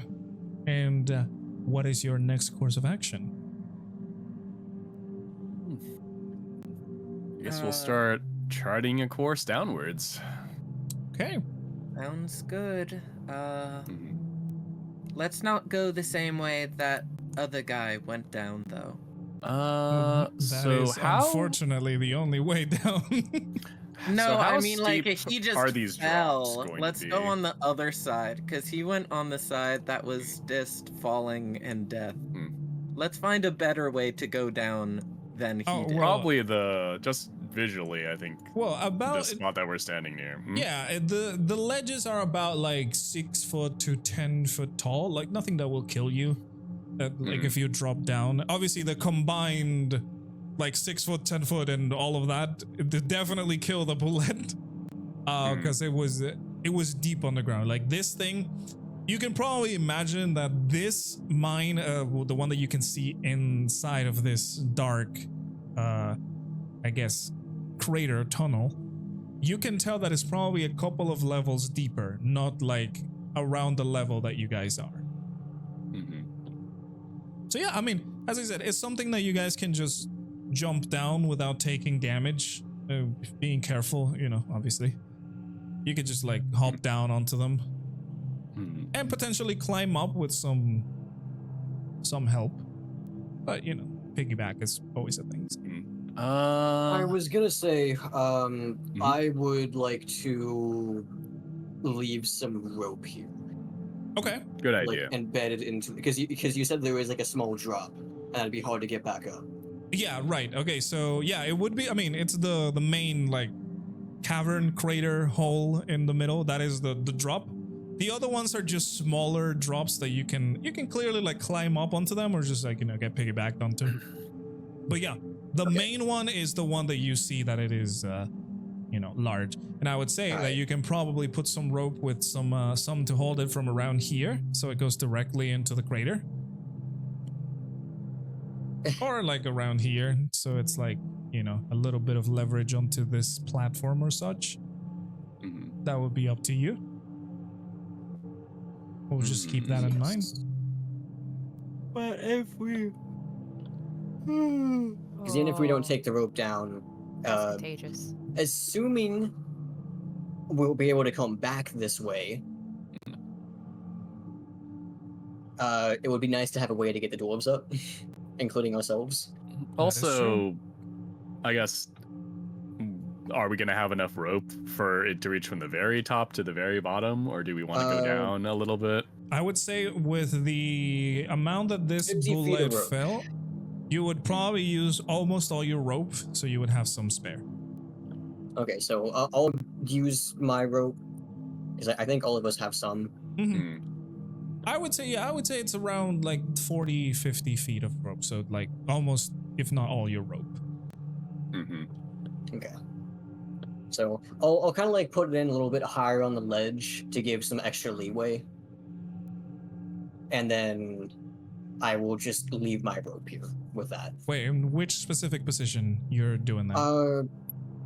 So just to keep note of it. Let's see. This would be like the lowest part of the ledge, correct? Right. Yes, that is the lowest part of the ledge. I suppose probably because we can. It also doesn't need to actually like completely reach the floor. Yeah, and as I mentioned, the level that you guys are right now, like up here, is about 50 feet. So if you go down there, it's probably like 20 or 10 or something like that. Okay, that's a lot more feasible. So you know. Okay, so from here it's a 20-foot drop. Yeah, around there is like a 20-foot drop. Okay. Then yeah, I'll go ahead and like somewhere up here on this actual. Okay. Like okay. Like, how many pinions do you have? I think it comes with 10 or 20. I don't remember. Yeah, I know. Let's see.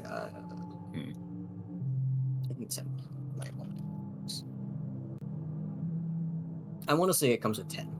Okay. I think it comes with Because points, yeah. I was gonna say we can even do like multiple points, where we could just like drop down lengths of rope. Oh. Well, as I said, I mean, if you're gonna do the rope from the top, like at the level that you guys are right now, it's gonna be like it's gonna take all your rope. If you do it from the lower levels, it's going to take a lot less. Because each one of these, like, I guess I would call it steps, is, as I said, like a 6-foot drop or like an 8-foot drop and stuff like that. Okay. I'm just thinking like worst case scenario if we have to help like an injured dwarf. Well, we probably have to find another way up, to be honest, but In that case, I do have an actual climbing kit which anchors to your waist. okay. All right. Alright. She Yeah, also I think- did mention that she has a spell that can help you just jump down. All right. Yes, I think but this is more for getting 50 back up. yeah. I think 50 feet from the very top Okay. will be a fine idea then. All right, so you are going to set your rope, secure it into the top so you can climb it up later. Yeah, that's all good. Make sure to remember that. I have it in my notes already. Perfect, I mean, it's perfect, more of perfect. kind of like a gradual, kind of like a Alice in Wonderland on the way down. Yeah, you're just kind of like floating down as it goes. Yeah. But yeah, We could even say narratively while Kipper was doing that, me and Ambrose might have been started setting up the rope. Yeah. Exactly. You can. It is about an hour of him just trying to, chip off the hard shell of this creature and get the fangs. But yeah, you can easily set them down. You guys are more than capable of doing so. And now you have a way up if you guys would need one. And yeah, once you are done, she has obviously offered to cast Feather Falling on all of you. So you can jump down. Okay. Well, hey, may as well do it the fun way. Yeah, we could just like throw the bundle of rope over the cliff's edge. Yep. And then I guess we would all have to jump at the same time. Since we have to be- Technically, yeah. yes. I wanted to be dramatic, but I'll wait for everyone. Is anyone scared of heights in character or in real life? I will, yeah, a little Particularly? bit. I like Yeah. in real life, I'm the type of person where I get a lot of anxiety from like being up high, but I also stand very near to the thing that I would fall off of. Yes. Yeah. Oh, yes. It's a I bad understand. combo. Yeah. And then I get scared. Yeah. when You know I'm in up there. Minecraft when you jump off a ledge into Oh, water? yeah. Every time that happens, there's like a pit in my stomach that just Oh, like yeah. That sucks. Oh, Yeah. you know, Every I single time. understand that. We used to have a swimming pool that had the towers. There was what they were called because there's like different like heights With that the you can diving jump from. boards. Yeah, really Oh, tall. yeah, They're like yeah. jumping off a building basically is what it feels like because that's how tall they were. How high Yeah, they were. those They had to can close get them down. very tall. But they give you serious wedgies, so I didn't like them.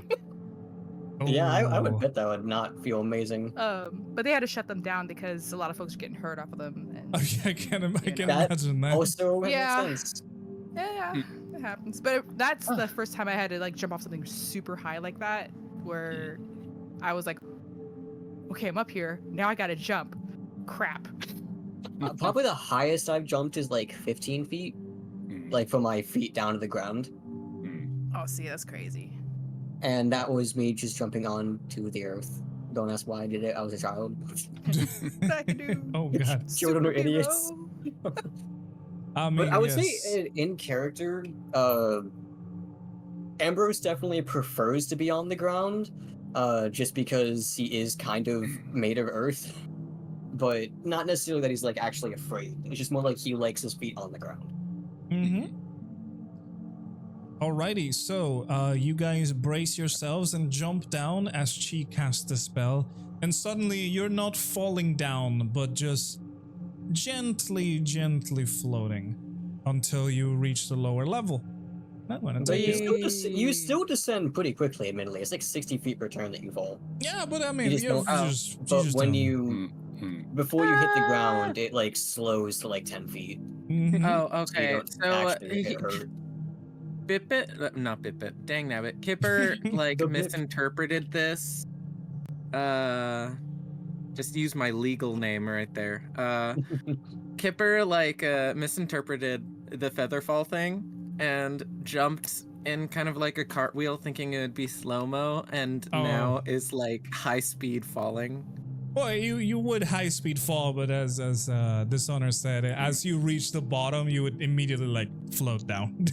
Yeah, no, but Yeah. Kipper thought that he would be slowly cartwheeling down, Right. and now he's very Yeah. fastly cartwheeling down towards the ground, and then eventually he's safe, but still he is very fastly spinning. I would be at the be bottom fair. to catch you. So if you guys can put your tokens over here, please, if you don't mind. Okay. What? To be fair though, without like I've been caught. Featherfall, you fall 500 feet in 6 seconds in D&D. Jesus Christ, that's a lot. Yeah, so when your turn ends, 500 feet down from wherever you. Taurin, your token? Leash, your token over here? Oh, yeah. Sorry, I was looking up the tower height for those. It's like, how tall 33 were feet. they? Wow. Yeah, 33 feet was the tallest one, but I can only go off the 16-foot one because I was too much of a chicken. I mean, that's tall. 33 is a lot. It's a lot, so. Dude, Mhm. that's like me nearly times 8. Where'd you guys go? I pinged you over here. There you are. Okay, so as you guys descend and float down, you can see that this is another tunnel, clearly dug up. You can see walls and things. A little bit more rudimentary, perhaps, or perhaps it's the tremors that have made this tunnel not as secure as the other ones. But yeah, you are now down here in almost complete darkness. And that's where we're gonna leave the session, because that's all the time we have. I plunge in the darkness. Into the shadows we go. Yes, sir. Yes, sir. Yes, sir. Out of You were merely darkness. born in the dark. So, as per usual, let's say goodbye to the people watching the VODs on the YouTube VODs channel. Good night. Bye bye, buds. Perhaps for a Bye, second VOD time this squad. time. Yay! Oh, Jesus.